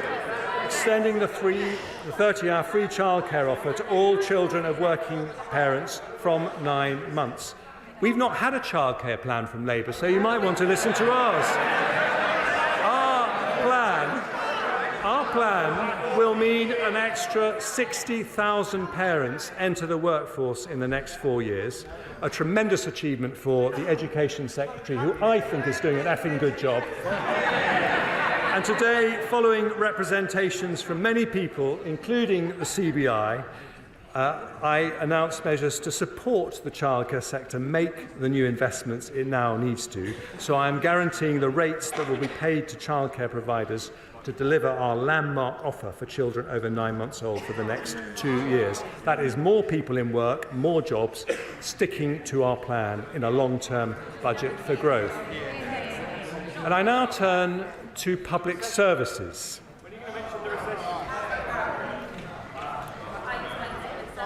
I thought they were supposed to be interested in public services.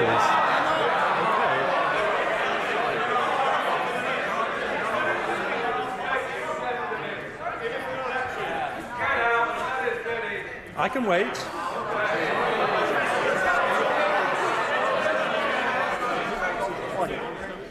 Order. A little bit of murmuring is normal. I shouldn't be able to hear what you're saying over there. That is clearly out of order. Now, let's have some courtesy. Chancellor.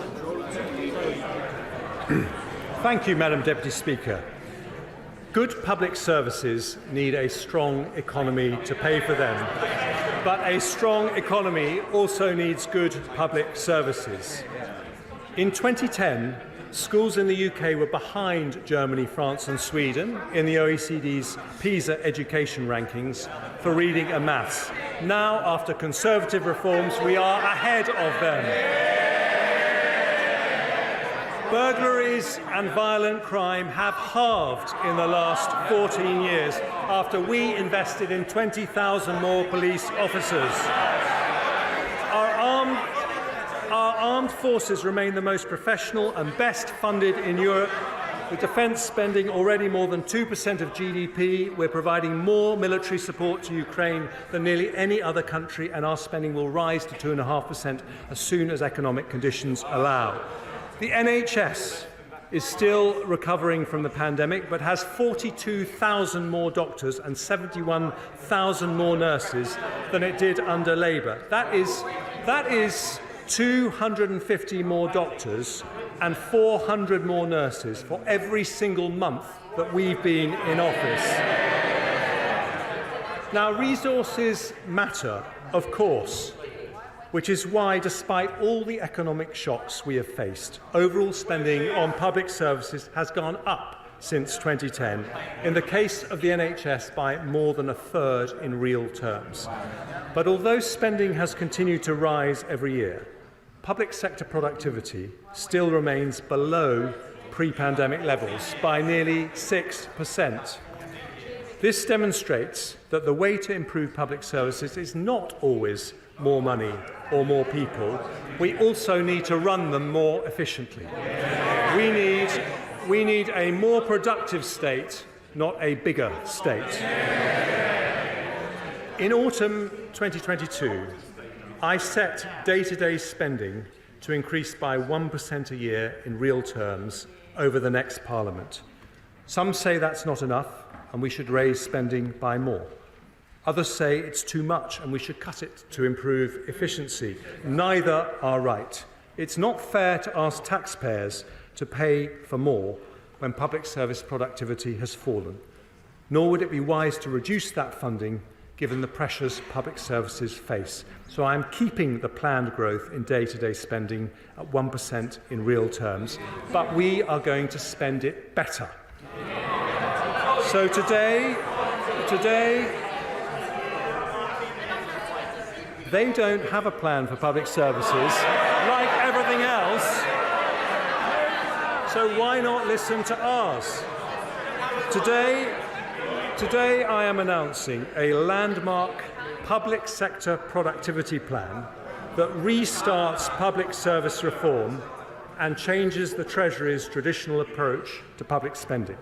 And I start with our biggest and most important public service, the NHS. One of my greatest privileges was to be Health Secretary. Thanks to the NHS, I have 3 gorgeous children, the oldest of whom has been patiently listening in the gallery. The NHS is rightly the biggest reason most of us are proud to be British, but the systems that support its staff are often antiquated. Doctors, nurses and ward staff spend hours every day filling out forms when they could be... Mr. Streeting, when patients don't show up... I don't like to interrupt the Chancellor. You're too close to me to be shouting that loudly. If you want to shout that loudly, you should concentrate away up there. I apologise for interrupting the Chancellor.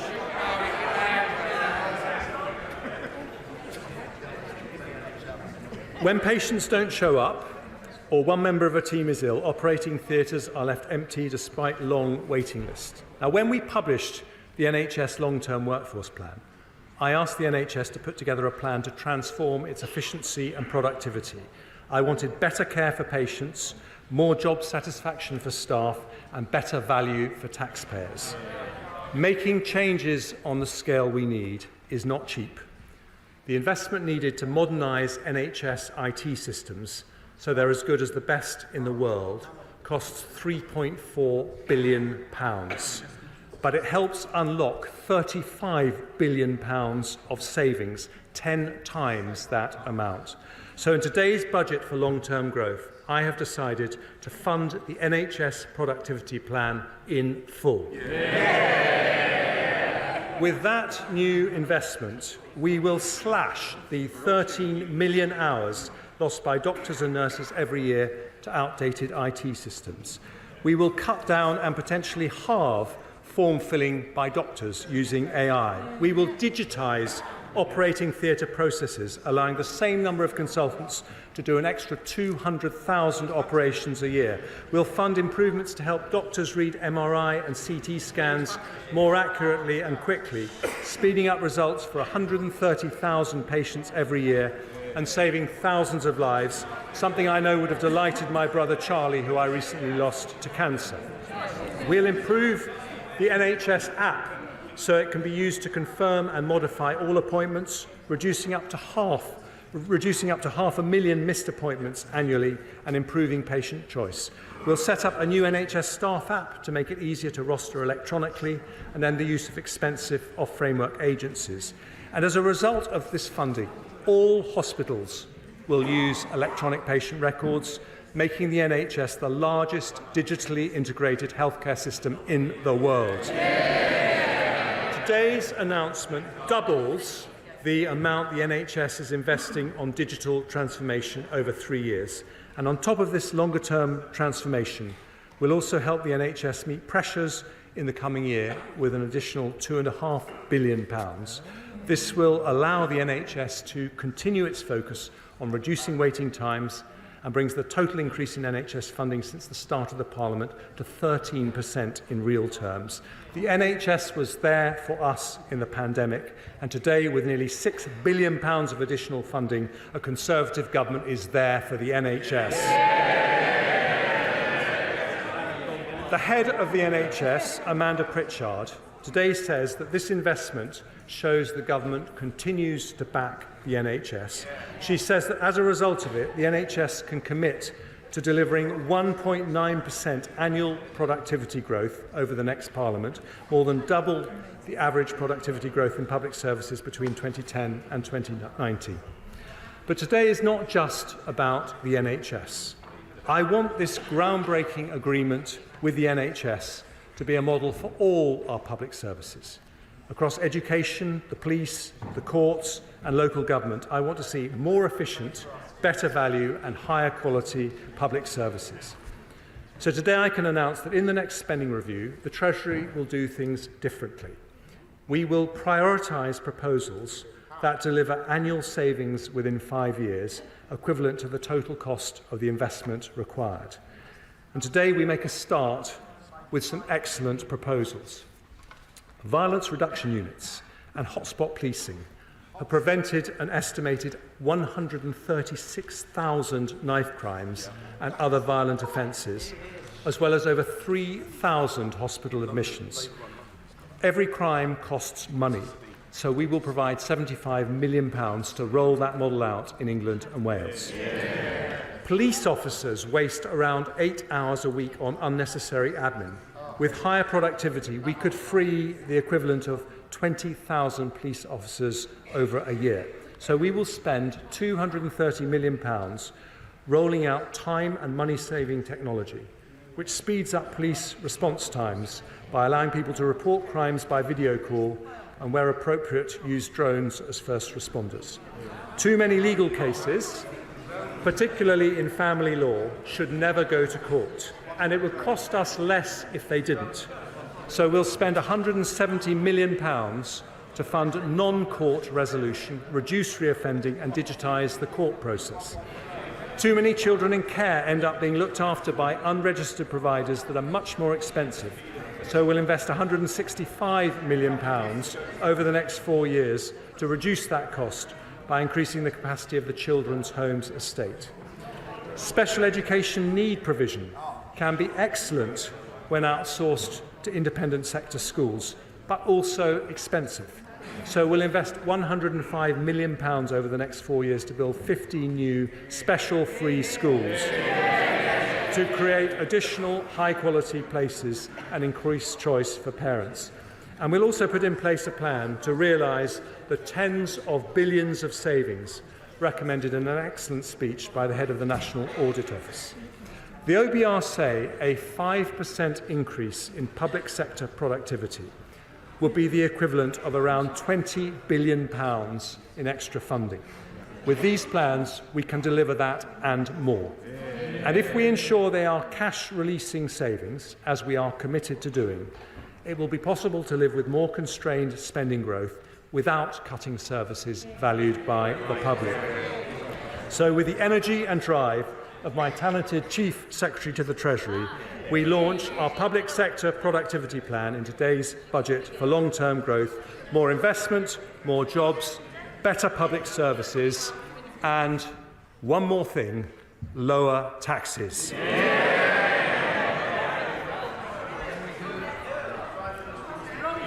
Keeping taxes down matters to Conservatives in a way it never can for Labour. We believe that in a free society, the money you earn doesn't belong to the government, it belongs to you. And if we want to encourage hard work, we should let people keep as much of their own money as possible. Conservatives look around the world at economies in North America and Asia and notice that countries with lower taxes generally have higher growth. Now, economists argue about cause and correlation, but we know that lower taxed economies have more energy, more dynamism and more innovation, and we know that's Britain's future too.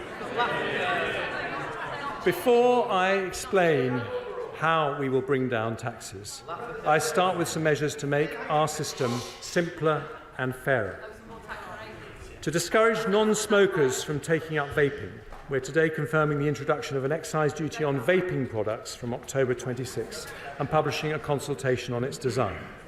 Because vapes can also play a positive role in helping people quit smoking, we'll introduce a one-off increase in tobacco duty at the same time to maintain the financial incentive to choose vaping over smoking.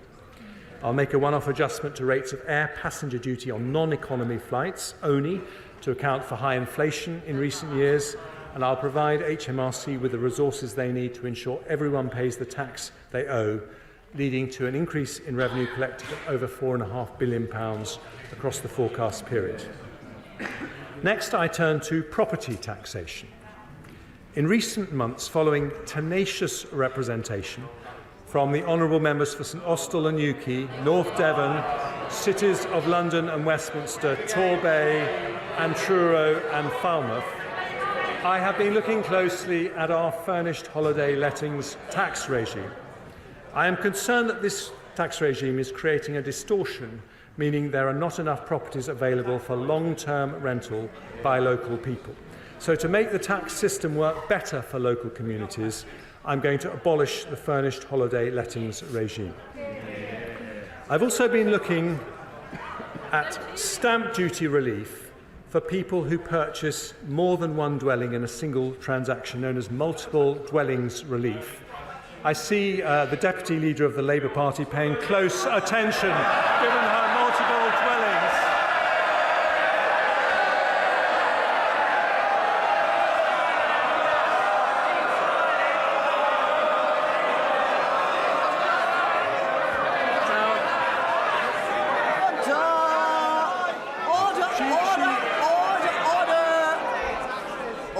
Order. Too much excitement. We haven't actually heard, because we can't hear what the Chancellor is trying to say. OK, and I can hear who is shouting there. You won't get to speak later. Chancellor. I'm sorry to disappoint her, but multiple dwellings relief was not actually designed for her, but intended to...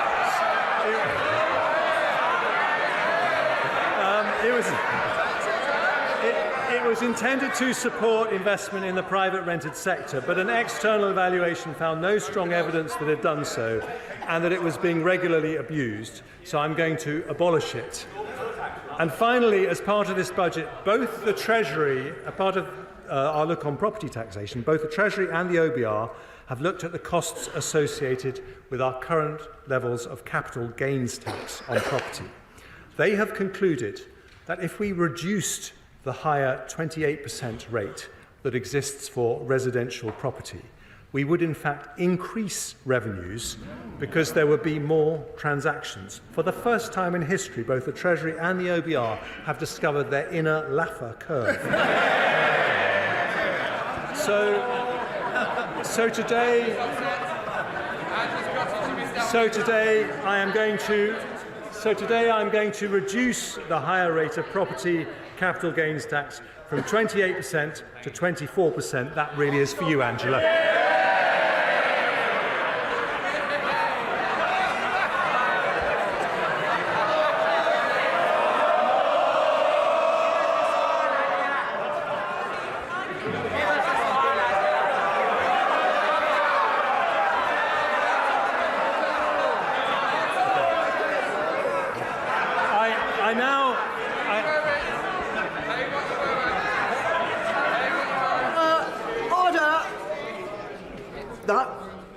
I had enough from over there, definitely not having it from here.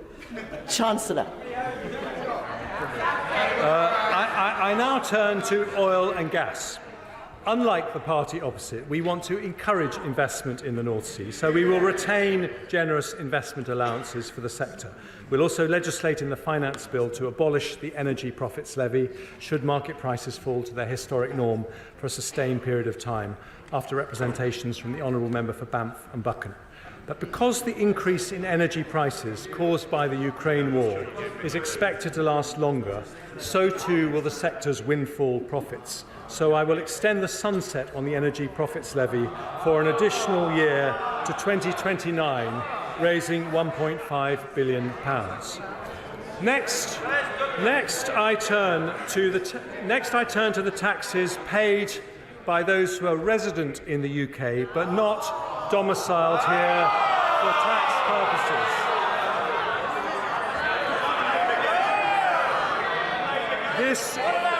This is a category of people known as non-doms. Now,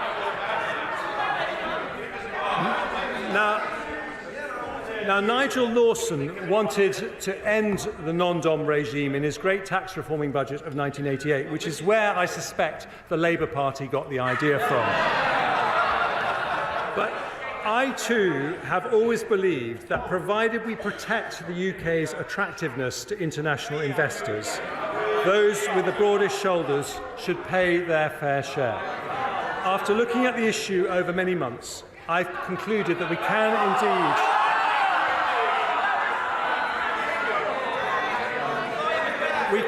indeed introduce a system which is both fairer and remains competitive with other countries. So the government will abolish the current tax system for non-doms, get rid of the outdated concept of domicile,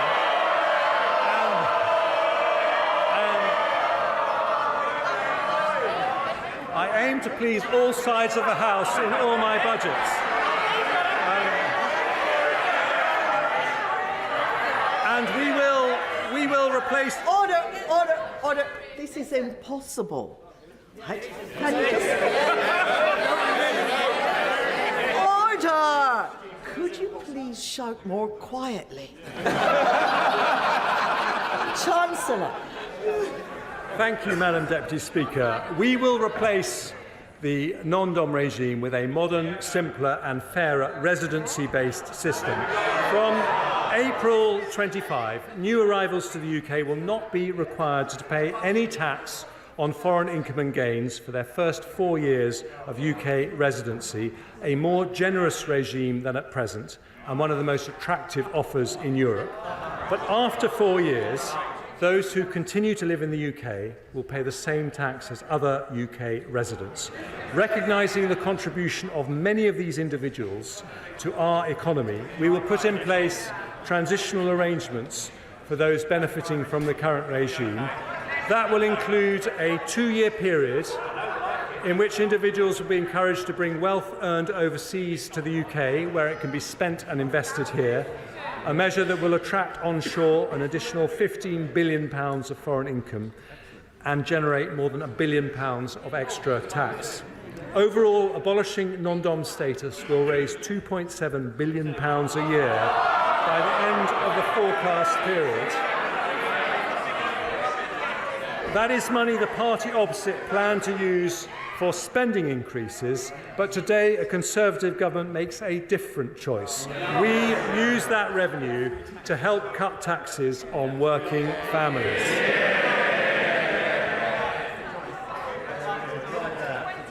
And many of those families, Madam Deputy Speaker, depend on child benefit.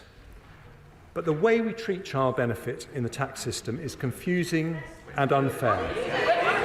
It's a lifeline for many parents because it helps with the additional costs associated with having children. And when it works, it's good for children, good for parents, and good for the economy because it helps people into work. But we currently withdraw child benefit when one parent earns over £50,000 a year.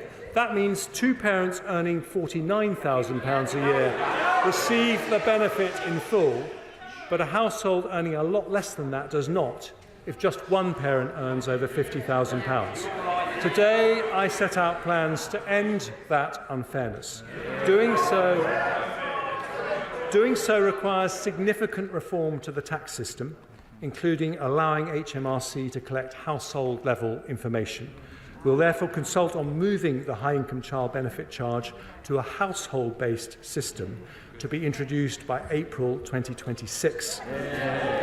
But because that is not a quick fix, I make two changes today to make the current system fairer. Following representations from my right honourable friends from Penistone and Stocksbridge, Carshalton and Wallington, Basset Law and West Worcestershire, along with many others, I confirm that from this April, the high-income child benefit charge threshold will be raised from £50,000 to £60,000. We will raise the top of the taper at which it's withdrawn to £80,000. That means no one earning under £60,000 will pay the charge, taking 170,000 families out of paying it altogether. And because of the higher taper and threshold, nearly 500,000 families with children will save an average of £1,300 next year. According to the OBR, this change will see an increase in hours amongst those already working to the equivalent of 10,000 more people entering the workforce. More investment, more jobs, better public service and lower tax. Madam Deputy Speaker, there is one further set of changes I want to make today. The way we tax people's income is particularly unfair. If you get your income from having a job, you pay two types of tax: national insurance contributions and income tax. If you get it from other sources, you pay only one. This double taxation of work is unfair. The result is a complicated system that penalises work instead of encouraging it. If we are to build a high-wage, high-skill economy not dependent on migration, if we want to encourage people not in work to come back to work, we need a simpler, fairer tax system that makes work pay. That is why I cut national insurance contributions in the autumn. By reducing the penalty on work, the OBR said that tax cut would lead to the equivalent of 94,000 more people in work. In other words, it would fill more than 1 in 10 vacancies throughout the economy. Lower taxes, more jobs and higher growth. Today, because of the progress we have made bringing down inflation, because of the additional investment that is flowing into the economy, because we have a plan for better and more efficient public services, and because we have asked those with the broadest shoulders to pay a bit more. Order. Mr. Perkins.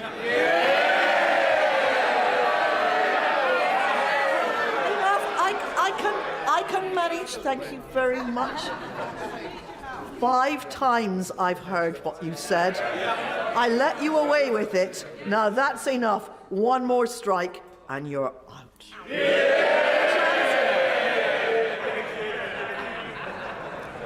Madam Deputy Speaker, I do know how hard it is for them to listen to arguments for lower taxes. But that is the difference.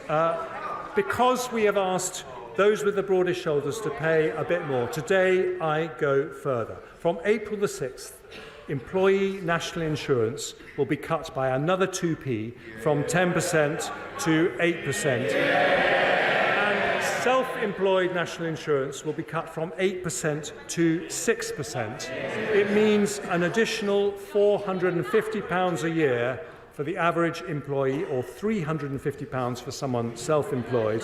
When combined with the autumn reductions, it means 27 million employees will get an average tax cut of £900 a year. 2 million self-employed will get a tax cut averaging £650, changes that make our system simpler and fairer, and changes that grow our economy by rewarding work. The OBR say, when combined with the autumn reduction, our national insurance cuts will mean the equivalent of 200,000 more people in work, filling 1 in 5 vacancies, adding 0.4% to GDP and 0.4% to GDP per head.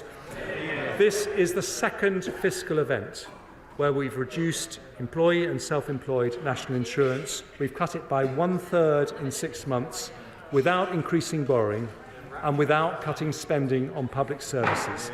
That means the average earner in the UK now has the lowest effective personal tax rate since 1975. Their effective taxes are now lower than in America, France, Germany, or any G7 country, because Conservatives believe that making work pay is of the most fundamental importance, because we believe that the double taxation of work is unfair. Our long-term ambition is to end this unfairness when it is responsible, when it can be achieved without increasing borrowing, when it can be delivered without compromising high-quality public services.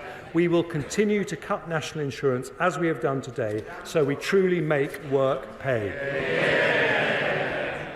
Madam Deputy Speaker, we stick to our plan with a budget for long-term growth. It delivers more investment, more jobs, better public services and lower taxes. But dynamism in an economy doesn't come from ministers in Whitehall. It comes from the grit and determination of people who take risks, work hard and innovate. Not government policies, but people power. It is to unleash people power that we today put this country back on the path to lower taxes. A plan to grow the economy versus no plan. A plan for better public services versus no plan. A plan to make work pay versus no plan. Growth up, jobs up, taxes down. I commend this statement to the House.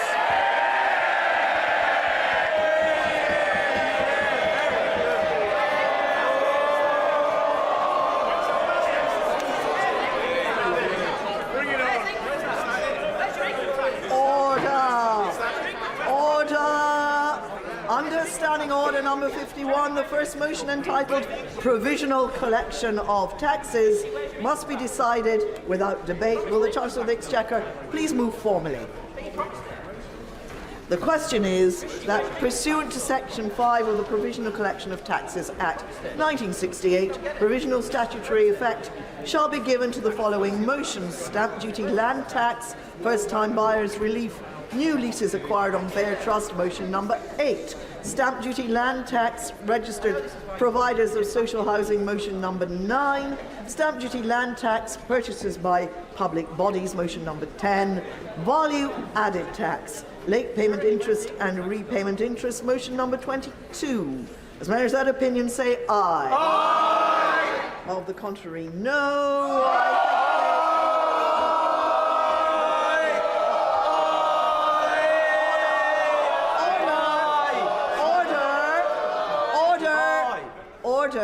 Order, let me explain for the clarification of the House that this is the provisional point, which is the provisional question which is asked at this stage, and that all members will have the opportunity, having heard the debate in detail, to vote on each of these motions next Tuesday, the 12th of March, at the end of the budget debate. I would hesitate to have a division at this point when the House and the world is awaiting the response from the Leader of the Opposition. So I'm going to put this motion again, and if it is very clear to me, that the ayes have more votes than the noes, I will take it on the voices. The question is, no, I don't need a point of order, thank you. We're in the middle of a division. Thank you. The question is that, pursuant to Section 5 of the Provisional Collection of Taxes Act, as I said a few moments ago, as many as are of that opinion say aye. Of the contrary, no.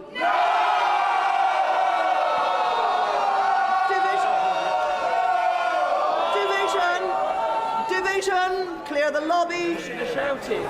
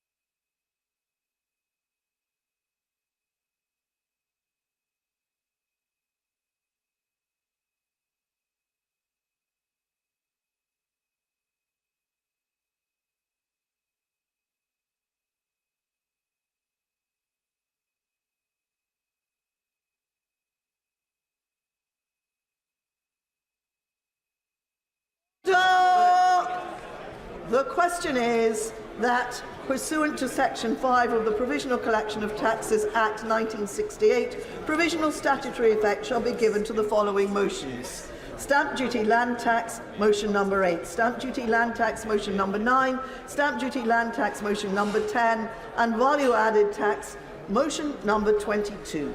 As members that opinion say aye. Aye. Of the contrary, no. No. Tellers for the ayes, Aaron Bell and Robert Largan.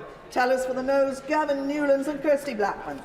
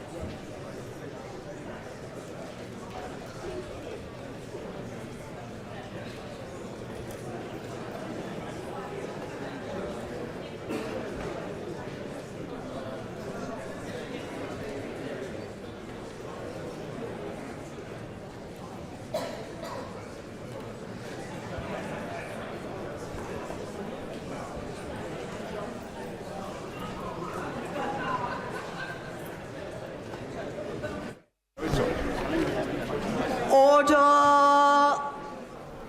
Order!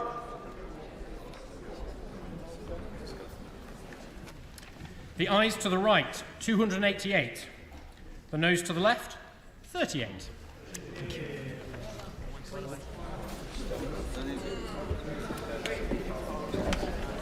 The ayes to the right, 288. The noes to the left, 38. So the ayes have it, the ayes have it. Unlock. We now come to the motion entitled Income Tax Charge. It is on this motion that the debate will take place today and on the succeeding days. The questions on this motion and on the remaining motions will be put at the end of the budget debate on Tuesday, the 12th of March. I call the Chancellor of the Exchequer to move the motion formally.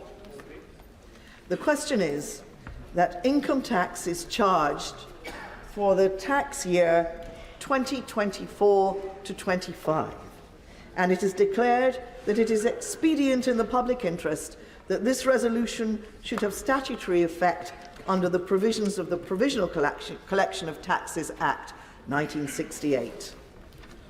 I call the Leader of the Opposition, Sir Keir Starmer.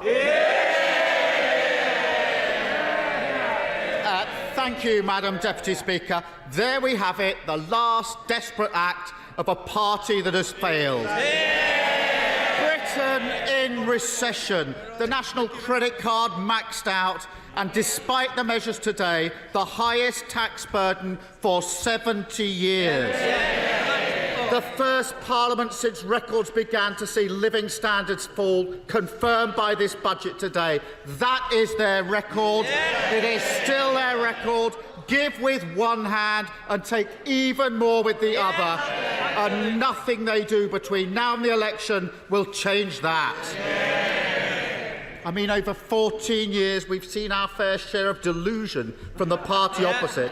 A Prime Minister who thinks the cost of living crisis is starting to ease. An Education Secretary who thinks concrete crumbling on our children deserves her gratitude. A former Prime Minister who still believes crashing the pound was the right path for Britain. Where is she? And today, a new entry in this hall of infamy, the Chancellor, who breezes into this chamber in a recession and tells the working people of this country that everything's on track. Crisis? What crisis? Or, as the captain of the Titanic and the former Prime Minister herself might have said, iceberg? What iceberg? Smiling as the ship goes down, the Chuckle Brothers of decline, dreaming of Santa Monica, or maybe just a quiet life in Surrey, not having to self-fund his election, whilst the crew behind them scrabble for GB news battle.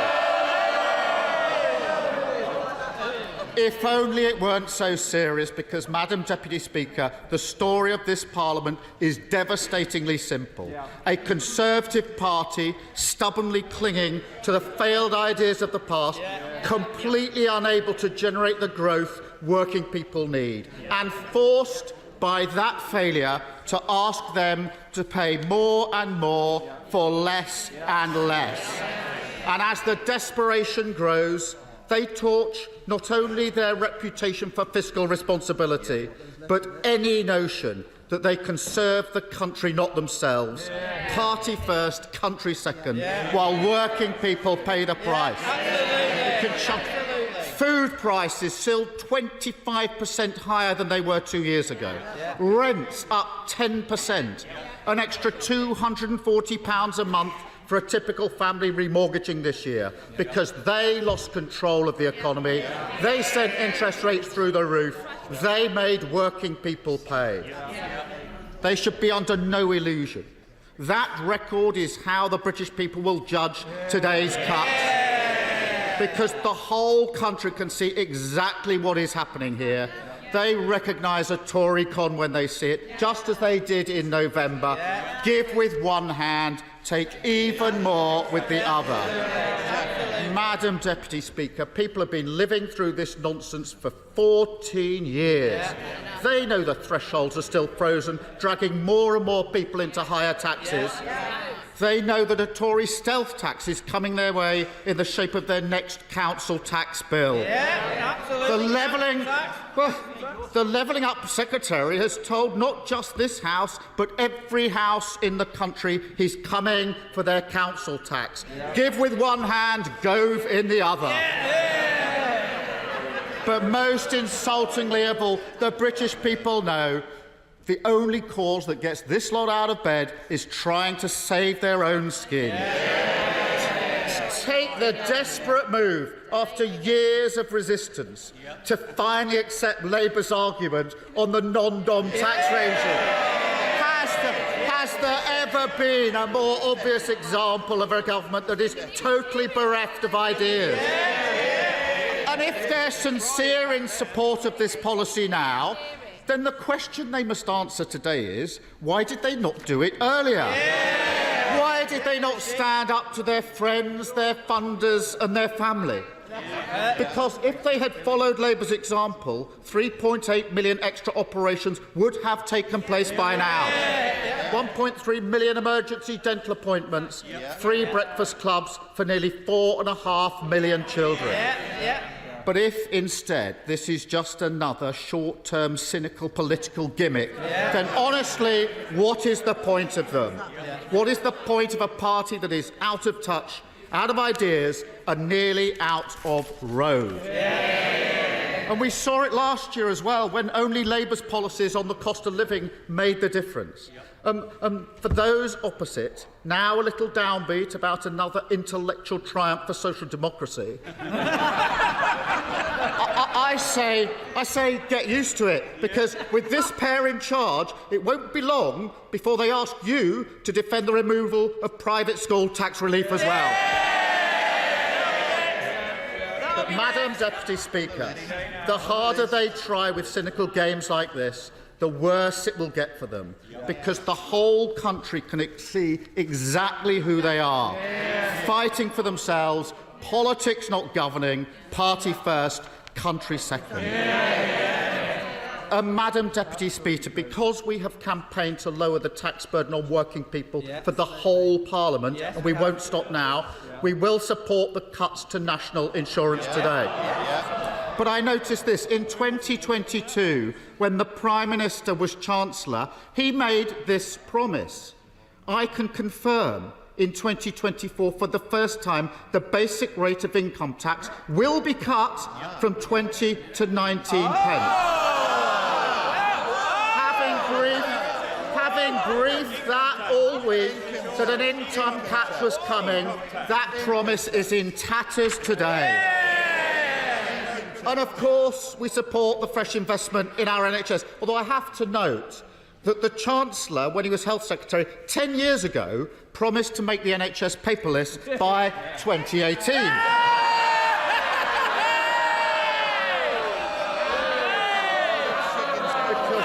And I know the Prime Minister's fondness for Elon Musk extends to an enthusiastic embrace of his community notes on fact-checking. So I'll say this bit slowly. Labour supports the fuel duty freeze. That is our policy. And I look forward to the Prime Minister's acknowledgement of that in coming days. We do ask the Chancellor can set out how we will make sure that this policy gets passed on to hard-pressed families at the pump. Yet, Madam Deputy Speaker, for all the fanfare around the tax measures today, that straightforward story remains true. Taxes, a 70-year high. The British people paying more for less. An unprecedented hit to living standards of working people. The first time they've gone backwards over a parliament, and they were cheering that today. And the reason is equally simple. There is no plan for growth. How can there be?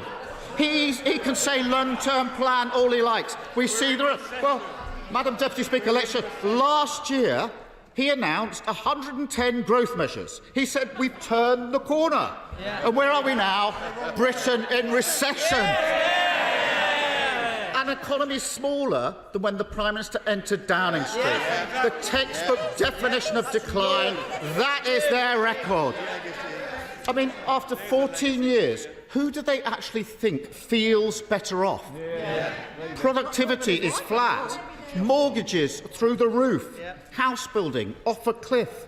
Worklessness rising and rising. Homelessness never higher. Crime virtually unpunished. Children who can't see a dentist. Sewage in our rivers. Billions and billions of taxpayers' money wasted. 7 billion by the Prime Minister on COVID fraud alone. 500 million on the Rwanda scheme that has achieved precisely nothing. I can keep going. A railway line that will never reach our great northern cities. In fact, it might not even reach central London. Billions upon billions for a white elephant without a trunk. While today we learn taxpayers are picking up the bill for the Science Minister's libel. And all the time, one thing that is growing, the waiting list in our NHS, now nearly 8 million. They've had 14 years. 14 years running out of road. Madam Deputy Speaker, this is what decline looks like. And the complacency they've shown today, it takes your breath away.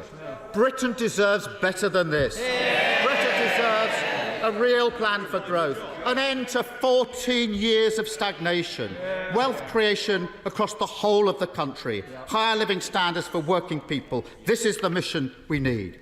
But yet again, what we got was the same tired old formula, the sticking plasters, the chopping and changing, the party first, country second politics, with no repudiation of the utterly discredited idea that economic growth is something the few gift to the many. But even then, Madam Deputy Speaker, I think his backbenchers are owed an explanation. Because when the Chancellor says Britain has grown more quickly than countries like Germany over the last 14 years, I'm sure they will be shocked to learn that this is a statistical sleight of hand. And when it comes to GDP per capita, in other words, the growth that makes the difference to the pockets of working people, their record is much worse. Indeed, in per capita terms, our economy has not grown since the first quarter of 2022, the longest period of stagnation Britain has seen since 1955. In fact, the Chancellor invited us to look at those figures. The OBR says GDP per capita will be 0.75% lower in 2028 than was they forecast in November of last year. That was the number he said we should watch. 0.75% lower in 2028. And they can call this a technical recession, but there's nothing technical about working people living in recession for every second the Prime Minister has been in power. This is a Rishi recession. And if the party opposite really wants to know what hides in the Chancellor's spreadsheets, then they will see that it's only the record levels of migration they have delivered which has prevented an even deeper decline. And that is the record they must stand on at the election. Because while on these benches we do not demean for a second the contribution migrants make to a thriving economy, it is high time the party opposite was honest with the British public about the role migration plays in their economic policy. Because right now, in terms of growth, that is all they have. There is nothing else. No plan to get Britain building again with a reformed planning system. No ambition to invest in clean British power for cheaper bills and energy security. No inclination to move away from insecure, low-paid jobs and strengthen employment rights so we can finally make work pay. Madam Deputy Speaker, where is the urgency on affordable housing? How can they look at Britain now and not see this as a massive priority? Never again will they be allowed to pose as the party of home ownership and aspiration. I have to say, given the disaster that's befallen his childcare plans, perhaps that's for the best. Because, Madam Deputy Speaker, the cost of childcare is a huge challenge for millions.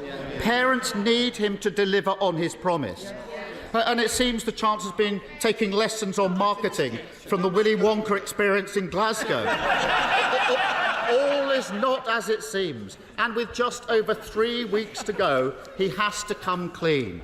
Because up and down the country, parents need to know, will they get their entitlement in April, or is it just another of their reckless promises on governing? Headlines over delivery, promises without plans. Policies that unravel at the first contact with reality.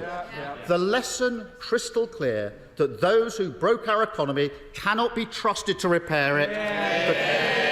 The Tory credit rating is 0. It's time for change with Labour.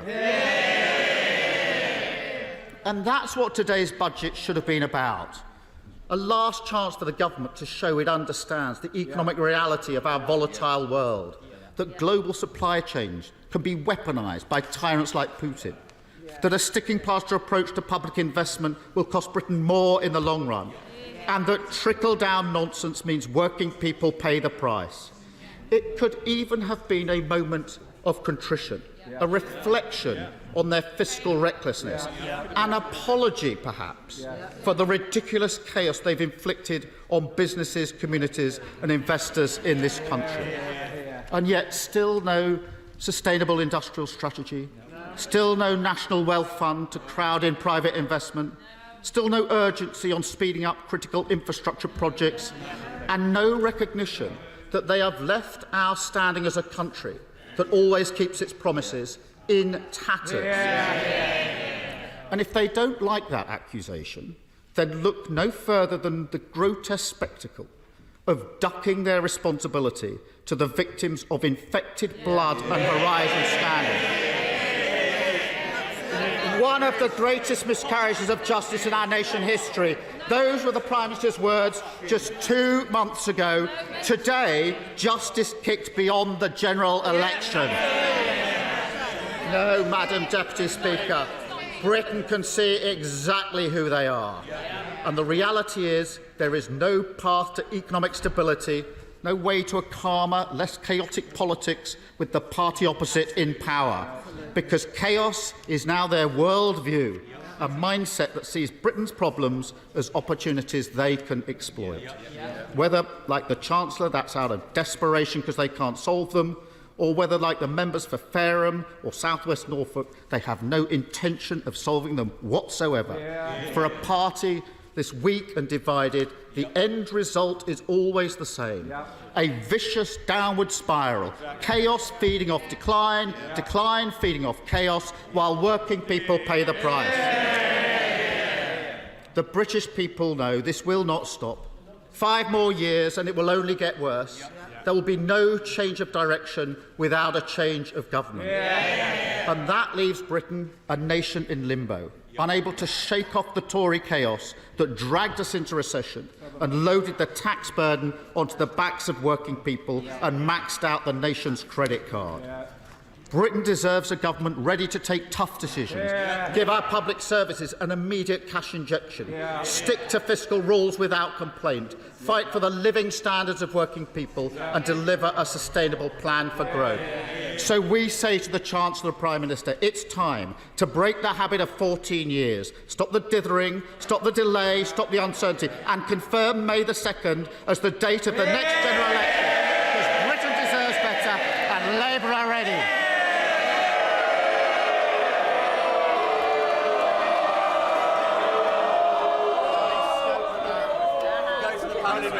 I'm not going to demand silence now. This is the moment for cheering. You can do that some more.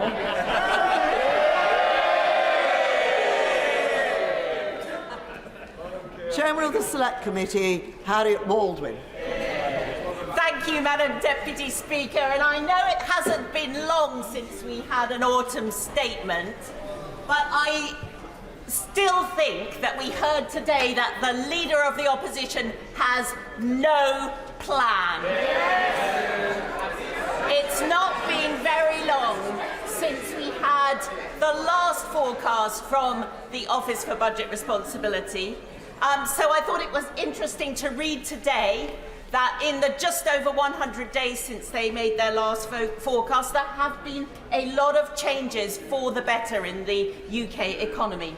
In particular, I'd like to highlight that they are expecting better inflation outturn than they were just over 3 months ago. They're expecting and have noted the sharper fall in interest rates that we all pay on the national mortgage. And they have also said that they're expecting living standards for the British people to recover more quickly than they were previously forecasting. And I think this is information that we can all welcome today, Madam Deputy Speaker. Now, I know there will be a range of views across this chamber about the role of the Office for Budget Responsibility. And of course, we all know that forecasts are all likely to be wrong. We will be scrutinising the Office for Budget Responsibility next Tuesday morning in the Treasury Select Committee, and we look forward to asking them the questions about their assumptions. But my view in terms of their role is a bit like the Sir Winston Churchill quote about democracy, that it's the worst form of government except for all the others that have been tried.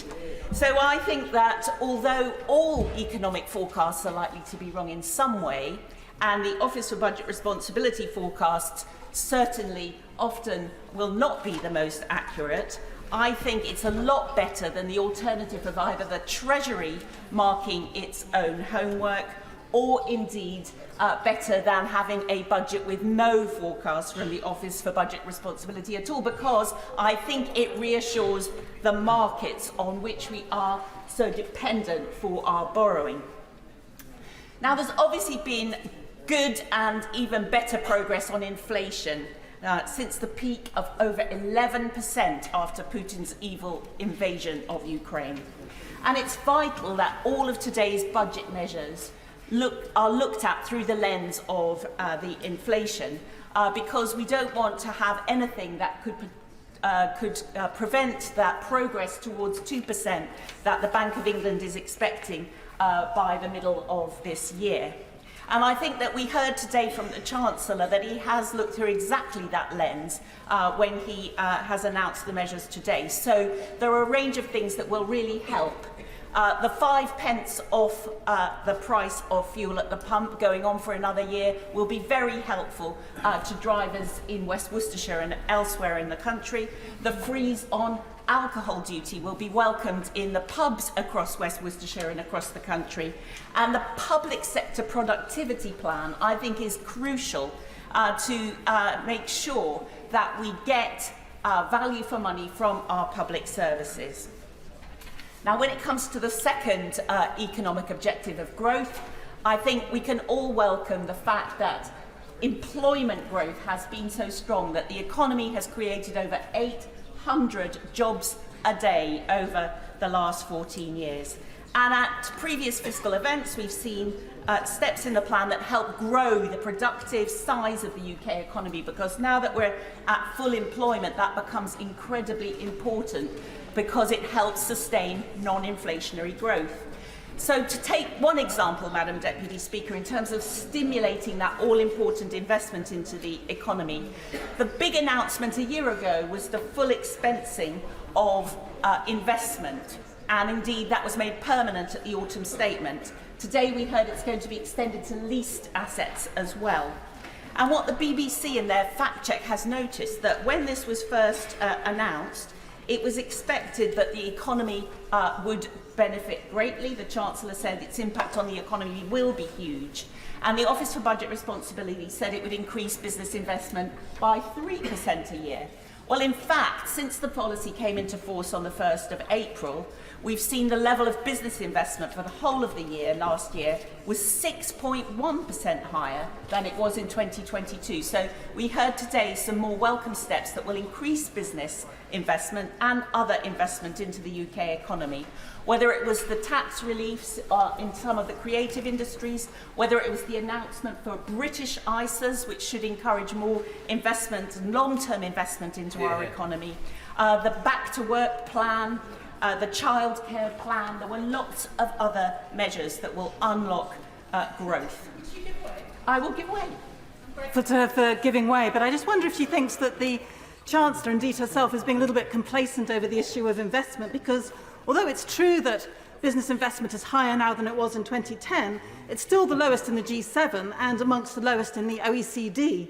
So why haven't we seen more public investment from the Chancellor today? Because we know that public investment will crowd in that private investment. Why haven't we seen much bolder, more ambitious work on investment today, which is what this economy is crying out for?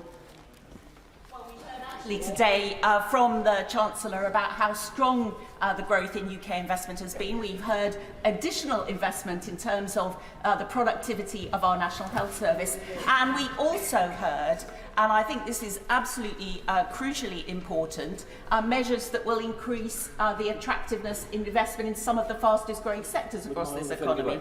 And I give way to my friend. I'm grateful to my honourable friend. Does she agree with me that it's extraordinary that the honourable member for the representing the Green Party didn't welcome the 270 million for advanced manufacturing in clean aviation, in clean vehicles, the 120 million in clean tech manufacturing? This is the UK investing in the technology of clean growth, is it not?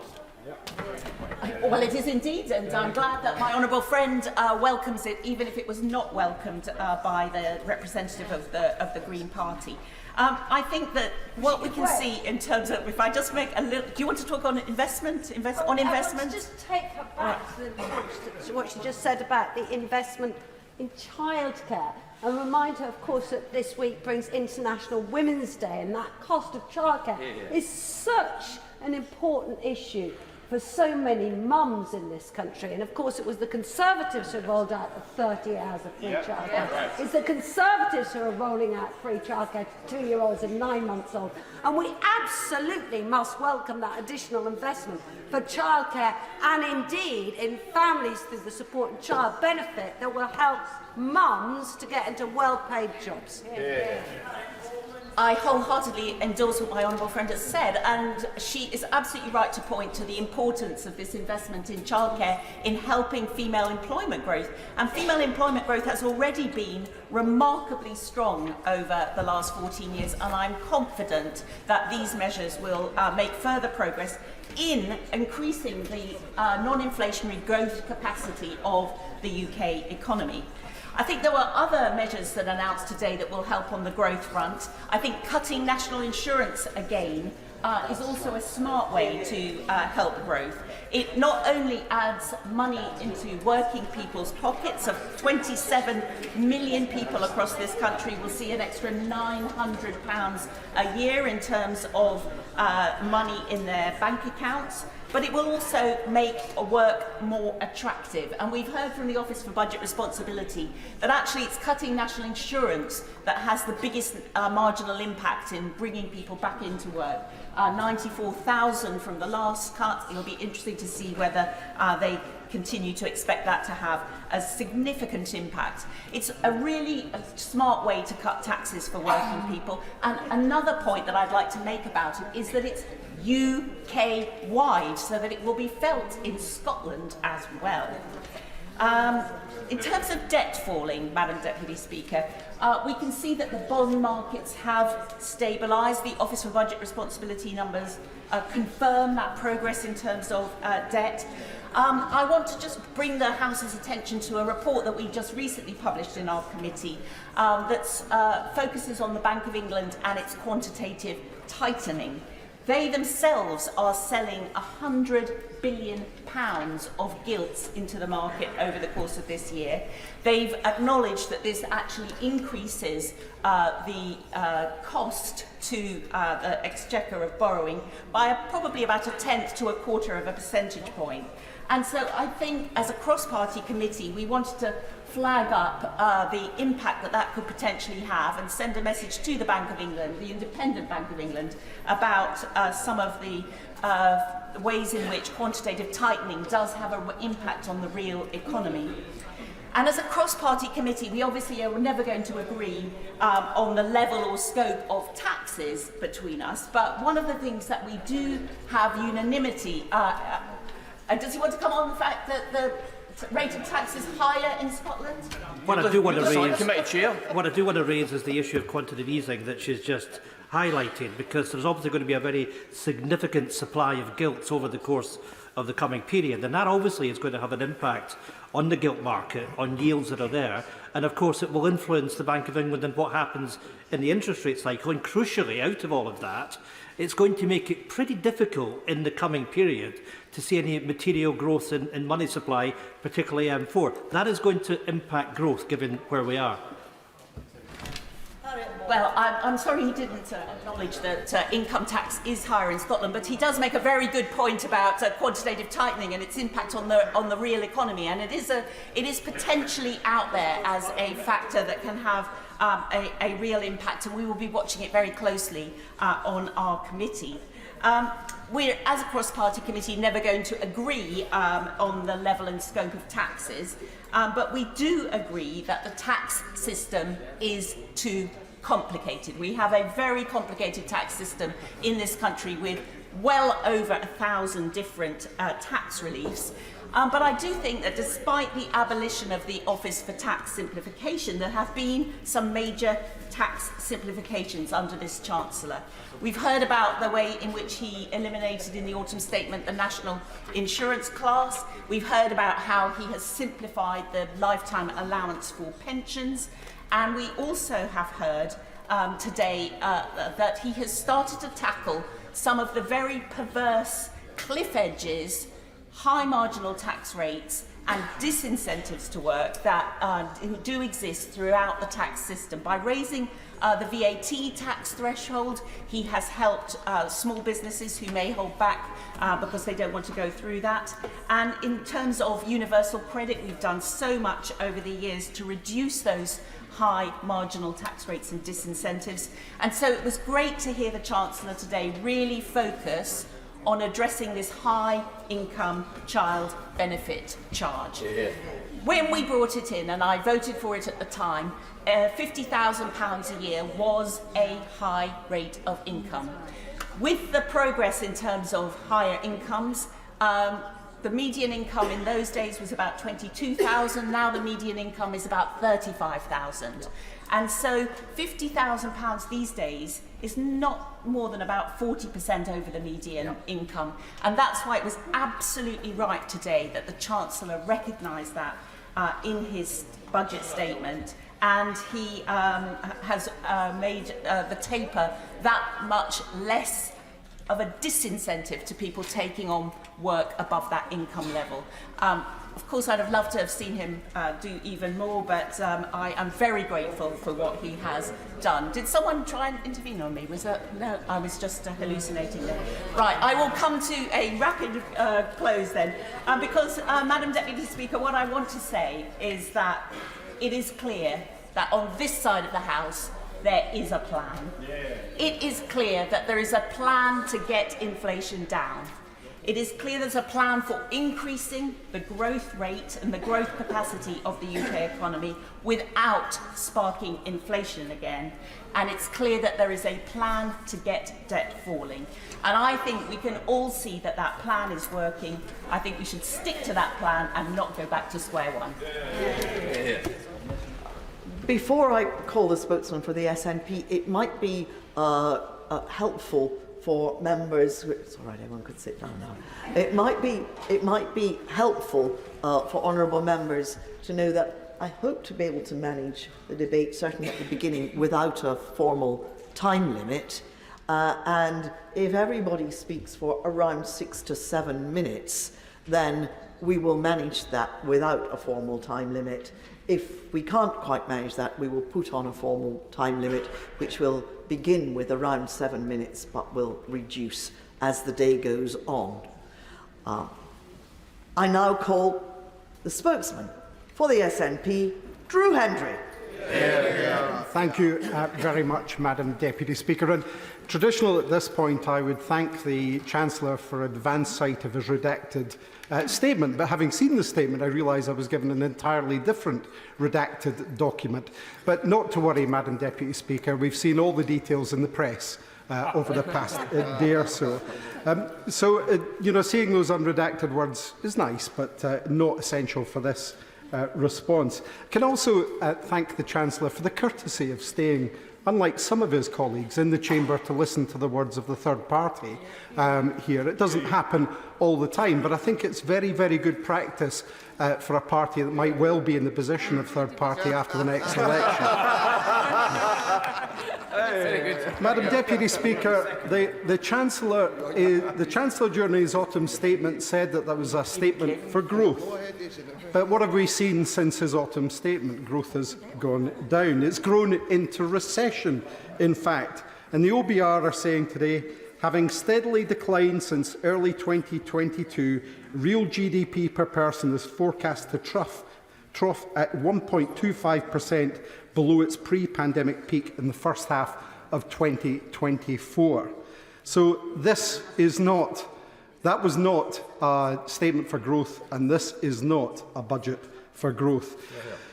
Again, I do, like with the Chancellor, like to start with some measures that I would welcome from his points that he's made today. First of all, albeit the softest possible landing he could have given them, the decision to at least address the non-dom status is a positive move forward.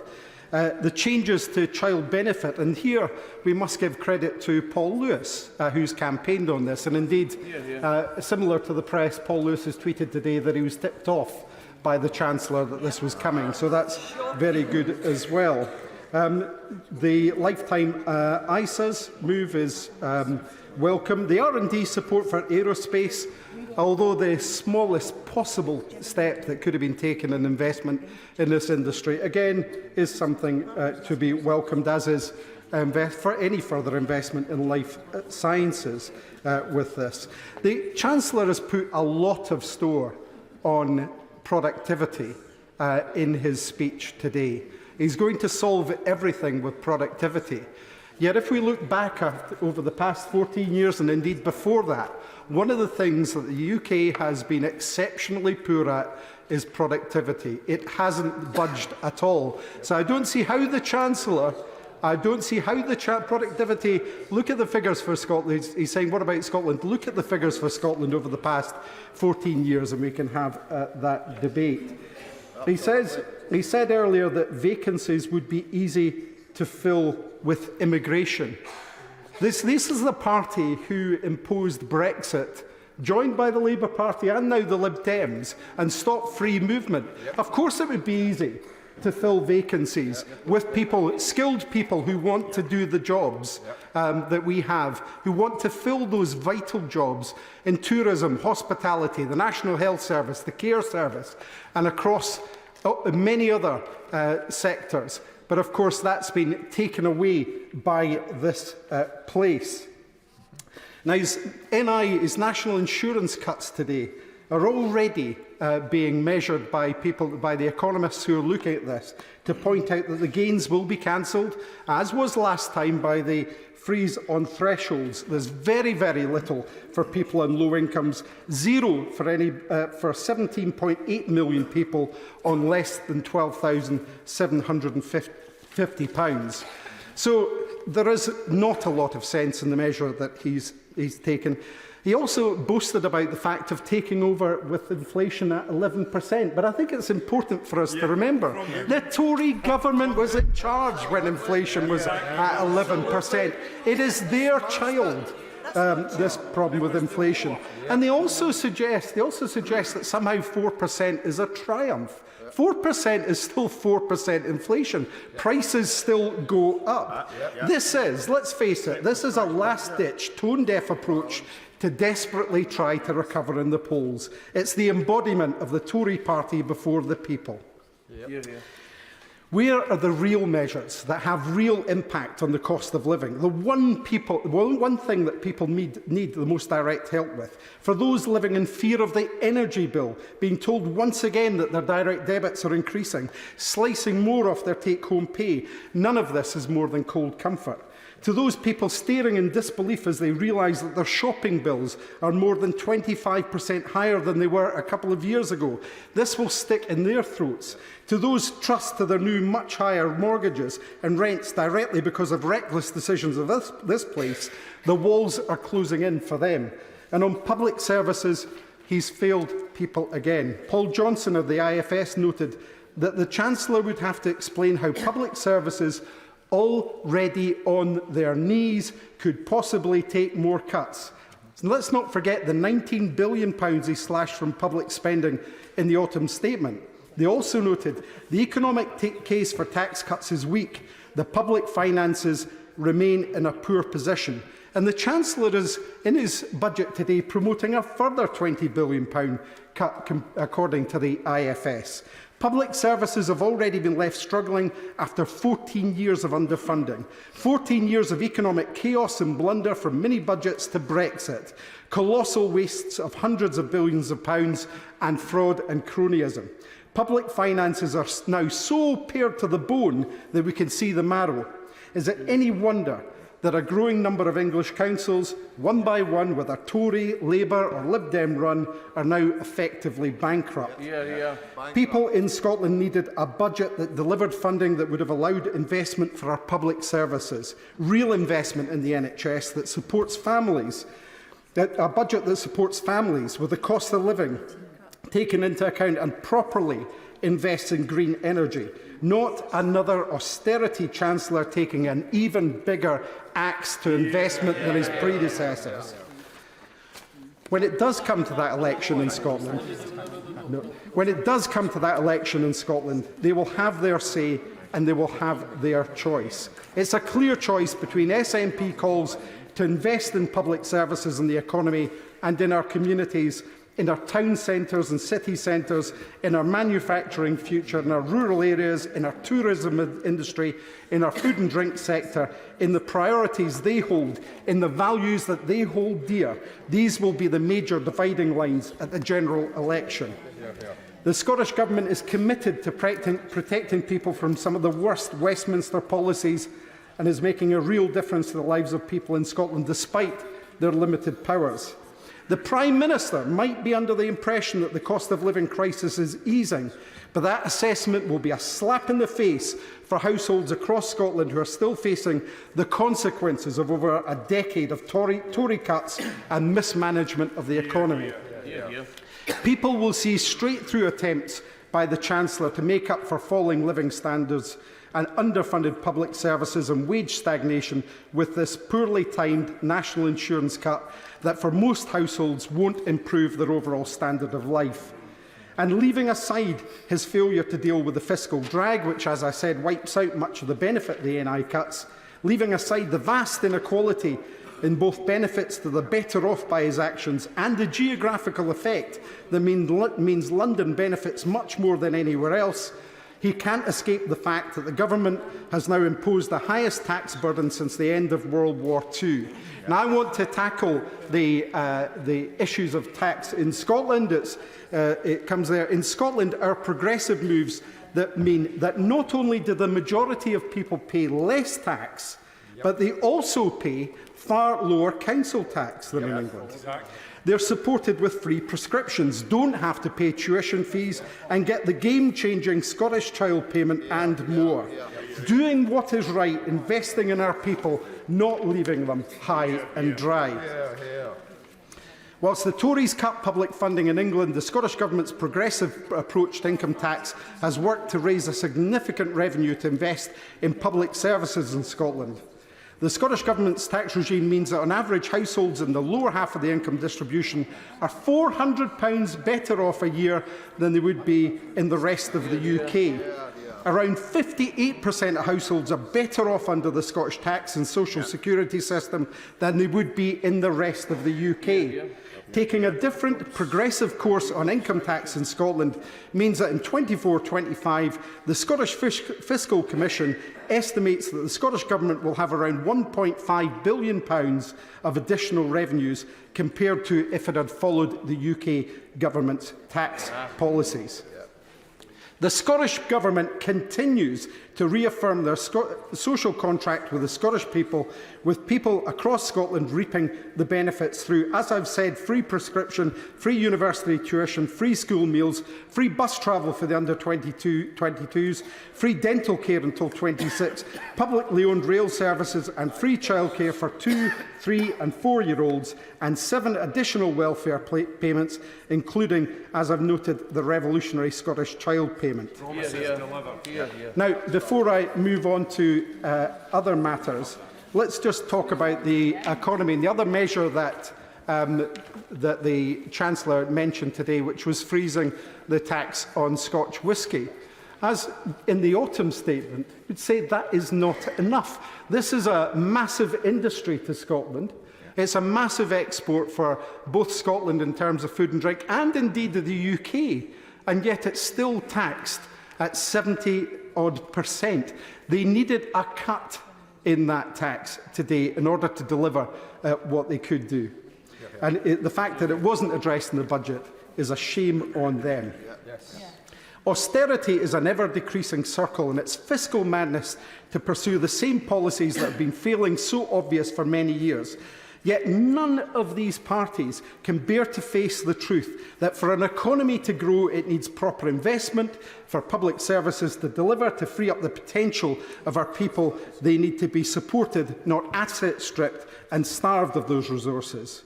The Chancellor mentioned £2.5 billion for digitisation of the NHS in order to get those so-called productivity gains. How much of that is going to go to private companies, I wonder, when the dust settles? They should have boosted NHS spending by £15 billion to improve healthcare after the UK Government imposed real terms cuts this year. Funding NHS pay properly to match Scotland, where there have been no NHS strikes, and caught up for their previous cuts. Where was the announcement on settling with the victims of the contaminated blood scandal? Missing. Moving on to the economy, he should have turbocharged investment in green energy by investing at least £28 billion a year to compete in the global green energy gold rush. and secure sustained economic growth. Where else is the serious high-return growth supposed to come from? We haven't heard it mentioned here today. We don't know where it is. That £28 billion is needed. The Labour advisers have told the Labour Party that £28 billion a year is needed. Everybody knows that £28 billion a year is needed, and yet none of them are willing to make the investment that's needed to protect us. The abandonment of the just transition, and it's fantastic. Oh, they're chuntering from a sedentary position on the Labour front bench. Oh dear. Oh dear. Oh dear, imagine picking up on that one. Their big U-turn, their big abandonment of the just transition. Well, it's a pretty big U-turn. I know it's one of many, but it's a pretty big U-turn. The fact, Madam Deputy Speaker, the fact that they're rattled, I think just shows how much they feel this. Their and the government's abandonment of the just transition and its fantastic opportunity from the Tories and from the shadows in the Labour Party is reckless and stupid, economically and for the desperate need to act on climate change. The failure to invest in this will hold back Scotland from reaching our green energy ambitions and leave households vulnerable to future energy crises. The Chancellor must finally match the level of ambition we're seeing in other countries. They've been shown by the European Union, by the United States with their Inflation Reduction Act, that this is an issue that needs to be taken seriously, and yet they are sitting on their hands. Scotland can be at the forefront of the green energy revolution thanks to our incredible natural resources inshore and offshore wind, wave, tidal and hydro power.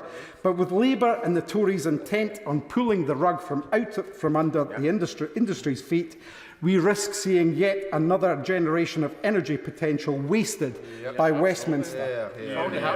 So the Chancellor should finally commit to properly investing in renewables and must decouple the price of gas from the price of electricity. You cannot ensure a just transition from oil and gas for the people and communities that rely on it if you squeeze the life out of the sector overnight. We know that households across Scotland have been badly hit by the energy crisis, and proper investment in renewables can reduce the bills for households. Citizens Advice Scotland revealed that in the last 4 years, they've seen the number of people requesting advice and support with energy bills increase by 14 times. The Labour Party are saying, from a sedentary position, that I'm going on too long. I take that as a sign they're not comfortable with what I'm saying here, and they would like me to.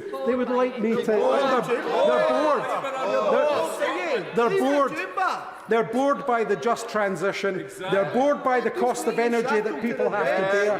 They're bored by all these things. About to ask for order so that the honourable gentleman could be heard, but I think that the noise is coming from immediately behind him.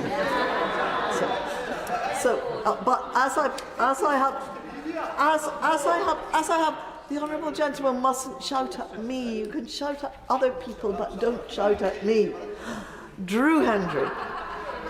Thank you, Madam Deputy Speaker. I can make more progress if uninterrupted, so I do appreciate your advice on that. Talking of advice, I want to come back to Citizens Advice Scotland. They revealed that in the last 4 years they've seen the number of people requesting advice and support with energy bills increase by 14 times. That's a shocking increase. And proper investment in green energy can make sure that people in Scotland never have to face an energy crisis of this scale again.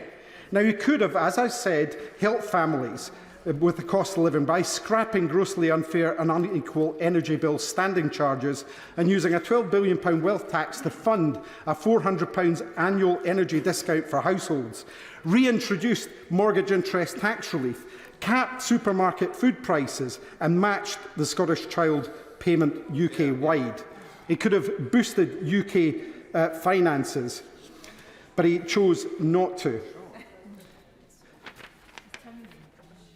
By increasing He could have introduced a long overdue essentials guarantee while scrapping callous policies such as the two-child limit and the benefit cap.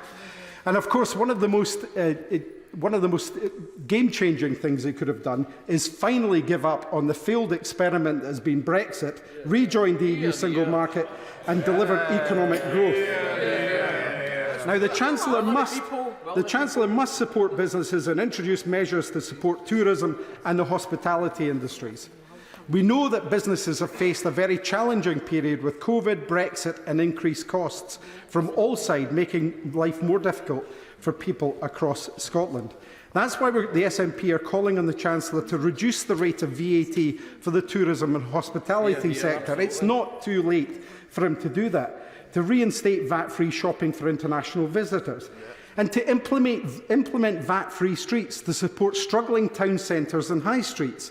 If nothing is done to halt the decline, they continue to be ignored, as they have been for too long, then communities will suffer and far more tax will be lost in the longer term than providing them with some support. They could choose to construct these mini enterprise zones, working with devolved governments and local authorities to agree sectors and areas where support is most needed. They could benefit from the reductions in VAT, or if the need is great enough, then no VAT. This could be tied to, for example, businesses agreeing to pay the real living wage.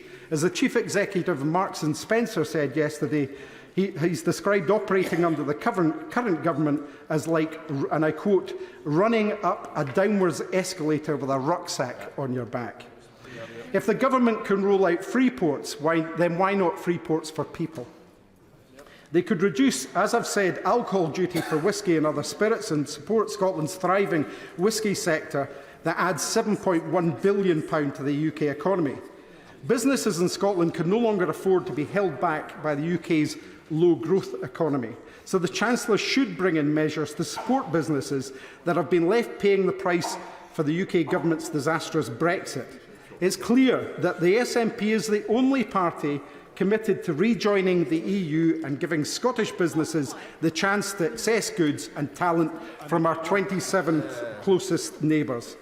The Scottish Government is committed to protecting people of Scotland from some of the worst Westminster policies and is making a real difference to the lives of people in Scotland despite their limited powers. The cut to the Scottish Government's capital budget and finance transactions has meant that they've had to take some very difficult decisions in this year's budget, but they're still committed to delivering for the people of Scotland. The SNP fully support the £3.3 billion package the UK Government have delivered for Northern Ireland and urge the Chancellor to make similar funding available in line with the Barnett formula to help the Scottish Government deal with the budget pressures they are facing. So the Scottish Government are freezing the council tax, or at least freezing the council tax except in Tory, Lib Dem and some Labour councils where they think that people should pay more. They're lifting 100,000 children out of poverty with measures like the Scottish Child Payment, providing support to help mitigate additional heating costs that households of the most severely disabled children and young people face in the winter months through the child winter housing payments, provide free school meals to all children in primaries 1 to 5 and eligible children throughout the school, providing all babies in Scotland with the essentials needed for the first 6 months of a child's life through the baby box, and introducing 1,140 hours of funded early learning and childcare to all 3- and 4-year-olds and eligible 2-year-olds. Making bus travel free for 2 million people in Scotland, including all children and young people under 22, eligible disabled people and everybody 60 or over. This is just a snapshot of some of the landmark policies the Scottish Government has brought in. And all of these have been achieved against the backdrop of limited powers and being tied to a Westminster system that, as we've seen from this budget today, continues to do nothing for the people of Scotland. Just to emphasise what Madam Deputy Speaker said, it would be very helpful if colleagues could confine their remarks to, now it's probably 6 minutes, so that we can get everybody in with equal time. Father of the House, Sir Peter Bottomley. Deputy Speaker, It's interesting to follow the honourable gentleman who spoke for the SNP. I was waiting to hear how the experiment with higher taxation is going. And I would invite the SNP to see if they can publish the figures showing how many of the top 10 philanthropists in Scotland 5 years ago are still paying tax in Scotland, and how the top 10 individual taxpayers in Scotland 5 years ago are doing now. And then, well, it's an example. The SNP don't like having questions put to them. There you are. When the Leader of the Opposition started speaking, it sounded to begin with as though it was the voice of his health spokesman speaking. But I also reflected on his reflection over the last few years. It's in the memory of the House that in 2017 and 2019, he wanted the Prime Minister to be his right honourable friend, the member for Islington North. When there was a vacancy to be leader of the Labour Party in succession to the right honourable gentleman, the candidate who was most close to Islington North was the person who's now the leader of the opposition. And his journey over the last couple of years in changing his views or his approach seems to be quite significant. I think people can believe that the Labour Party wants to change. For example, in the town where I represent two-thirds of it, in one of the constituencies, none of the local councillors was judged suitable to be put in a shortlist to be selected as the parliamentary candidate. That shows central power in the hands of the Leader of the Opposition and his national executive, which I think most people would have found surprising. If I'd been one of the Labour councillors told I couldn't apply, I'd have got pretty upset. The reaction I've had from my constituents to the financial statement and the budget have come down to one particular point where someone said, could there please be a change on the level of pension pot that requires financial advice? When that was brought in 2015, the level was £30,000. My constituent, who has a pension pot of £32,500, has been quoted £7,000 for advice on how to be able to realise this relatively small pension pot. I had asked Treasury ministers to consider whether in the finance bill they can lift that figure, say, to 40,000 or 50,000, so that people who want to gather up a small part of their defined benefit pension can use it. The second reaction I had from a constituent was that since Labour took control of Worthing Borough Council, two-thirds of the reserves have gone within 2 years, and people are worrying whether the council can remain solvent. If that's a test for what Labour might do in government, I think it's a pretty good reason to follow the Chancellor and our present Prime Minister and re-elect us so we can go on trying to bring up the levels of productivity, bring up the levels of growth, bring up the reform and development of public services by getting more people into work, higher tax revenues and preferably lower rates of tax themselves. The Chancellor has announced changes to the penalties on child benefit. I go back far enough to remember when most of the value of child benefit came in the value of the child tax allowance. Children can't work.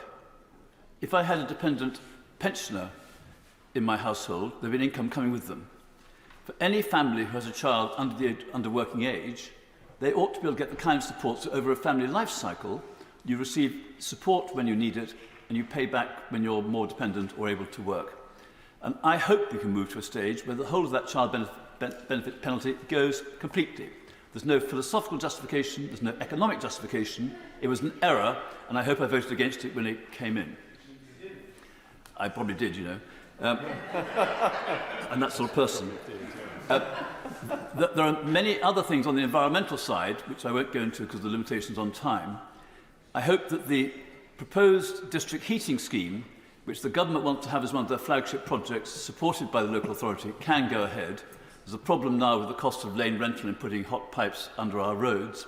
But I think we do need to give serious attention to how we get the major investment so that nearly all our homes come off burning hydrocarbons, whether it's gas or the like, and get onto a solar heating or heat pumps, either air or ground source heating. That's going to require a major effort, especially for residential leasehold properties.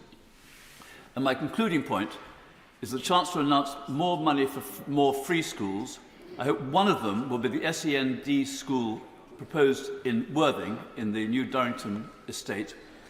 Nearly 1 child in 5 in West Sussex has some kind of a statement, They deserve specialist support. It's good for them and it's good for the other children. And I hope we'll get an announcement on that very soon.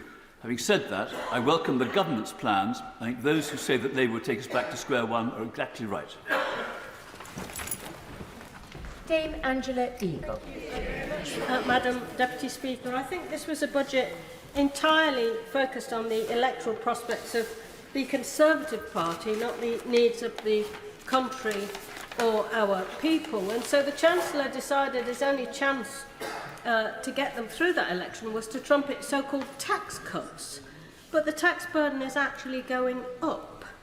And he's made an incredible series of assumptions about departmental spending up to 5 years in the future, and then blown all the money that he's saved from making those assumptions on pre-election giveaways. It was obvious from the moment that the Chancellor sat down last November that this early budget would contain more so-called cuts to personal taxes, albeit against a background of rising taxes, as the OBR confirms at paragraph 1.21, page 12 of its report. Taxes will rise as a percentage of GDP all the way up to 2028-29. Now, the Chancellor said as much that he was seeking tax cuts before the OBR had even produced its current forecasts. He said it before the UK's economic situation had deteriorated, landing our economy in a technical recession, wiping out his expected fiscal headroom.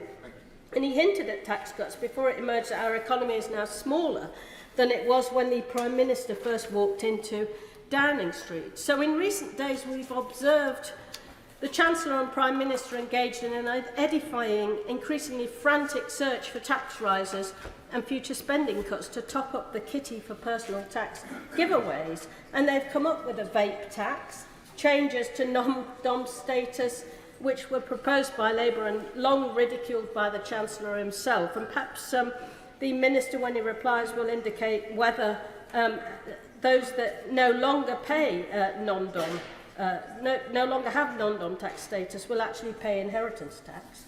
And we've also had changes to the tax treatment of the holiday let regime. So whilst the party opposite cheered the tax cut sleight of hand, let's bear in mind some facts. Despite all the Chancellor's smoke and mirrors, the tax burden at the end of this Parliament will be higher than it has been since the Second World War. Yeah. Yet our public services are crumbling around us, with 1 in 10 local authorities on the verge of bankruptcy, and our infrastructure and public realm falling apart. And the cost of living crisis persists, with the UK's real wage growth the slowest than it has been since the Napoleonic Wars. No wonder we have a flatlining economy, because the freeze to income tax and national insurance thresholds is due to raise 44 billion in the next 5 years, as millions of people are dragged into higher rate tax. The personal tax cuts the Chancellor is brandishing today are, in other words, completely drowned out by these other huge increases in tax, and the Chancellor and his predecessor have announced even more. The Chancellor's claimed it's his moral duty to cut taxes, but in reality he's put them up, and he just hopes nobody will notice. But Madam, I'm happy to give way. I don't just give way. She's making a powerful case for the need for investment in public services, but in that context I do wonder why the Labour Party appears to be supporting the freezing of the fuel duty, because we know that the cost of freezing fuel duty since 2010 is now a staggering £90 billion, and climate emissions are also 7% higher than they would have been since 2010 if that policy hadn't been in effect. So precisely because she wants to see more money going into public services, can she explain why Labour is supporting this extraordinary policy? Well, I certainly think that the costing of that policy in the scorecard should be more honest, and it should be taken out of the scorecard if it's not going to be put into effect. Taxes are still higher than they've been since the Second World War, and the government has continued to fritter away billions on fraud and waste. Just today we learned that taxpayers have had to pick up the bill for the Science Minister's legal costs and damages in a libel case. How much has that debacle cost us? First, the Conservatives gave us the catastrophic mini-budget with its unfunded tax cuts, which spooked the markets and sent mortgage costs and rents soaring for millions. Now, the current Chancellor has decided to fund his election giveaways with the fiscal fiction of huge cuts in planned departmental spending, scheduled to last for the whole of the next Parliament. There are no detailed plans on how these cuts in spending can be safely delivered, because we won't have a spending review, and today the Chancellor confirmed that there will not be a spending review until after the next general election. He's pencilled in a so-called increase of nearly 1% for departmental budget spending, but he's not compensated for higher than expected inflation, population growth or any extra cost pressures. Would my old friend give way? I'm happy to. My old friend for the group give way. It's not just flatlining in terms of 1%, but if she looks at capital on page 27 of the Red Book, that most departments are actually either staying still or in some cases actually, like the Home Office, Education and Defence, actually having their, by 2024-25, having their budgets cut. My right honourable friend must be able to read my mind, because that was exactly the point that I was coming on to make in real terms, up to 18% cuts in unprotected departments, going all the way through to the end of the next Parliament, which have been described by David Gauke, the ex-Tory Treasury Minister, as the height of fiscal irresponsibility. So the legacy of this government is a burgeoning government debt, up from 64.7% of GDP when Labour left office in 2010 to 95% now. The Chancellor will just barely meet his own self-imposed fiscal rules by the tiniest of margins. Meanwhile, his neglect means that NHS waiting lists have soared, with 7.8 million treatments outstanding, and despite publishing 11 plans for growth since 2010, the trend growth rate is down from 2.3% in the 2000s to 0.8% this year. There's no regional plan, no working industrial strategy, no sign of levelling up, as regional disparities are widening, not closing. And our GDP is now 400 billion less than expected from the growth rate forecast by the OBR in 2010. Wages have stagnated. The government have also delivered deepening levels of poverty caused by low wages and real-term benefit cuts, which have reduced the incomes of the poorest 20% and seen the number of people relying on food banks go from 60,000 to nearly 3 million. So we've seen the last desperate throw of the dice from a failing, discredited government, which has long since run out of ideas and is finally running out of road. Madam Deputy Speaker, I've declared my business interests in the register. I'm pleased the Chancellor started by reminding the nation that under Conservative leadership, governments since 2010 have presided over the creation of 800 new jobs every day, every week, every month, every year, and have halved unemployment. The scourge of worklessness, which was inherited, has been banished, and we now have the less worrying problem that we can't get enough people to fill all the jobs, rather than the other way around of not having enough jobs for the people. And I'm pleased that he reminded the House that we have outperformed in growth all of the major European nations. But I'm sure he would agree with me that that is a very feeble target to set ourselves, and we are now free to do so much better. And the question we need to ask is, why has the United States of America so outperformed Europe so comprehensively for so long, and what can we learn? And the first thing we can learn from them is a better system of economic policy guidance and control.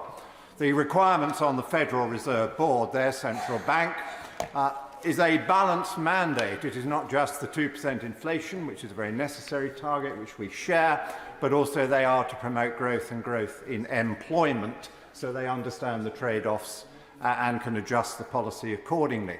And I would like us, as our way of steering the economy, to get rid of fanciful made-up figures for 5 years' time by the OBR, which are always wrong, and to have two main aims: to have that 2% inflation target not merely binding on the bank, but also binding on the whole government, because government has a big impact on prices and wages. And I would want us to have a 2% growth rate, considerably higher growth rate than European countries have been achieving in the last decade, which I think is achievable if we took the right actions. Now, to do that, we need the Bank of England to work in sympathy with the government's policy. And I remind the House that there is a dual mandate on the bond portfolio, the so-called APF, and the Bank of England, having bought far too many bonds ridiculously high prices on very low yields, running a very loose policy which gave us an inflation, has now lurched too far the other way, is running too tight a policy, is selling far too many bonds at much lower prices, prices it deliberately lowered in the market, and saddling us with losses. In this document it confirms that the accumulated losses paid so far, which taxpayers and the Treasury have to pay, amount to £49 billion since the thing flipped over in 2022. 34 billion year to date, the last figure I saw. Unaffordable, unnecessary, quite wrong policy, meaning we have less growth and a far bigger bill. I'm very glad that the government has decided to major on productivity in general, and in particular on public sector productivity. It was some months ago when I stumbled across a figure in ONS figures well concealed, saying that in the 3 years from COVID, we had lost 7.5% productivity in our public services. So I did a quick back-of-the-envelope calculation and said that's roughly 30 billion. It means that it costs £30 billion more today to produce the same level and range of public service as it did before COVID, as well, of course, as many tens of billions more on top of that you actually have to pay because of all the inflation. So it was a 30 billion hit. I now see that the government more or less agrees. The Chancellor has costed the loss in his figures at 6% rather than 7.5%, but he has said that he wants to eliminate a 5% productivity shortfall out of the 6%, and he costs that at 20 billion, which is exactly the same as my 30 billion for 7.5%. So that is felicitous indeed. And so the issue is, how are they going to go about doing this? Now, I hear the scheme for the NHS, that there's going to be a very elaborate expenditure on very wide-ranging centralised computerisation. Good luck with that. But I wouldn't rely just on that myself for my productivity package for the public services. And you don't actually need new investment to get yourselves back to the productivity level you were at in 2019. You don't need to use all today's wonderful AI. You just need to use what you already got, which you had in 2019. And it's about management, it's about personnel, and it's about giving the personnel the right tasks. And what we've seen is a huge increase in managerial positions and administrative positions, and far from managing things better, it's managing it less well. We had a shocking case in the press recently where there were an awful lot of managers presiding over a prison that had gone wrong, and they weren't able to actually do the more important day-by-day things that were needed in order to resolve the problem. If you look at the way in which there's been this huge expansion in the civil service and other public administration in the COVID period, you will see not only has there been a big increase in numbers, but there's also been a big increase in those who have been promoted up the grades for whatever reason. But you do need enough people that somebody is supervising, and you don't need all supervisors because they are often too posh to do the work. So we do need to manage things better, and that is the productivity challenge before us. I would also urge the government to abolish UK government investment. It is a very expensive body that has a completely dreadful track record in that it is presided over the post office and did nothing to deal with the sub-postmasters, and it presided over £1,400 million of accumulated losses, bankrupting the corporation. And then it presides over Network Rail, and the whole rail industry, and Network Rail and HS2 is absorbing £33 billion of public money this year, and I don't think we're getting value for it. So, my time is up. Government, redouble your efforts on productivity. Understand it's mainly about who you hire and what you ask them to do, and get rid of UK GI, and ministers take responsibility for the dreadfully badly performing nationalised industries. Sir Ed Davey. Thank you, Madam Deputy Speaker. What we heard from the Chancellor was a budget that reeks of desperation and deceit, from a government that knows it's lost the trust of the British people. A bottom-of-the-barrel budget, nothing to make families truly better off after the catastrophic fall in living standards we've seen under the Conservatives, and no plan for long-term economic growth, no real extra support for the NHS and our public services, and no end in sight to the years of unfair tax hikes, just a last-ditch attempt from the Conservative Party to cling on to power. But Madam Deputy Speaker, people have had enough of this government's empty promises. What they want is a general election to get this out-of-touch government out of Downing Street. They are sick and tired of a government that promised in last year's budget to grow the economy, only to plunge it into recession. With a government that promised to bring down NHS waiting lists, only to let them continue up and up, and that promised to cut tax, but instead has hit families with years of unfair stealth tax rises. Never before have I seen a government deliver weaker public services, higher taxes and zero growth all at the same time, and all in the middle of a cost of living crisis. Madam Deputy Speaker, I fear that by designing his economic policy to give a short-term sugar rush to Conservative backbenchers, the Chancellor is condemning millions of families to high mortgage rates for much, much longer. And you don't need to take my word for it. Look at the OBR. The OBR forecasts mortgage rates staying at 4% or more for the next 5 years at least. This is a disaster for homeowners across the United Kingdom. And let's look at taxes. The Chancellor seems desperate to convince people he's letting them keep more of their own money, but he's fooling no one. Everyone can see his supposed tax cut for what it really is, a badly executed conjuring trick, giving with one hand but taking away twice as much with the other. Since last April, a typical household has already paid another £1,500 extra because of the Chancellor's stealth tax on income tax thresholds. That's money they're simply not going to get back. But even after today's announcement, that same family will pay an additional £366 in tax next year because the Chancellor has frozen their tax-free allowance. And on top of that, they've got soaring mortgage payments, food prices and energy bills all to worry about. This tax cut has already been wiped out by the time the ink dried on the Chancellor's speech. But people were also looking for investment in our public services, especially our NHS. Across our country, I see more and more frustration that nothing seems to work anymore under this government. People can't get a hospital appointment in time, they can't get to see their GP in time, and they can't get an ambulance on time. Like in Hampshire, where the local NHS is so stretched, there's a proposal to close the A&E at the Royal Hampshire County Hospital. In Manchester, where Stepping Hill Hospital has had an entire outpatient ward closed for months because it's unsafe for patients and staff. Or in South London, where St Helier Hospital has been left to crumble with no sign of the investment promised by this government. A&E and maternity services are at risk of closure. Not for a second. When the Chancellor makes cruel cuts to vital services, it doesn't just affect numbers on a spreadsheet. It affects people's lives. He either doesn't get that, or he just doesn't care. I give way.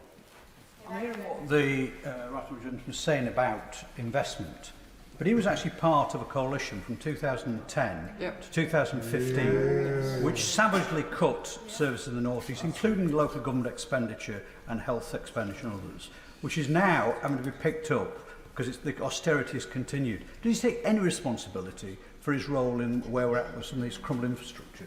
But I say to the honourable gentleman quite gently, if he looks at the spending plans that were proposed by the Labour Party going to the 2010 election, they were actually worse than what actually happened. And moreover, we fought the Conservatives in the government to maintain spending on education, which we did, and then they cut it after 2015.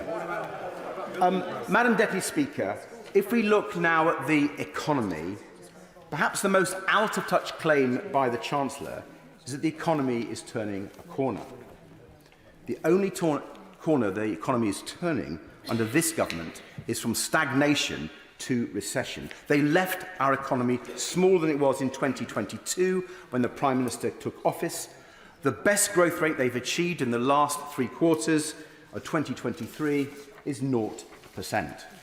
GDP per capita, people's share in our country's wealth, has been falling for nearly 2 years in a row. That's the longest stretch on record, and it's left the average household £1,500 poorer.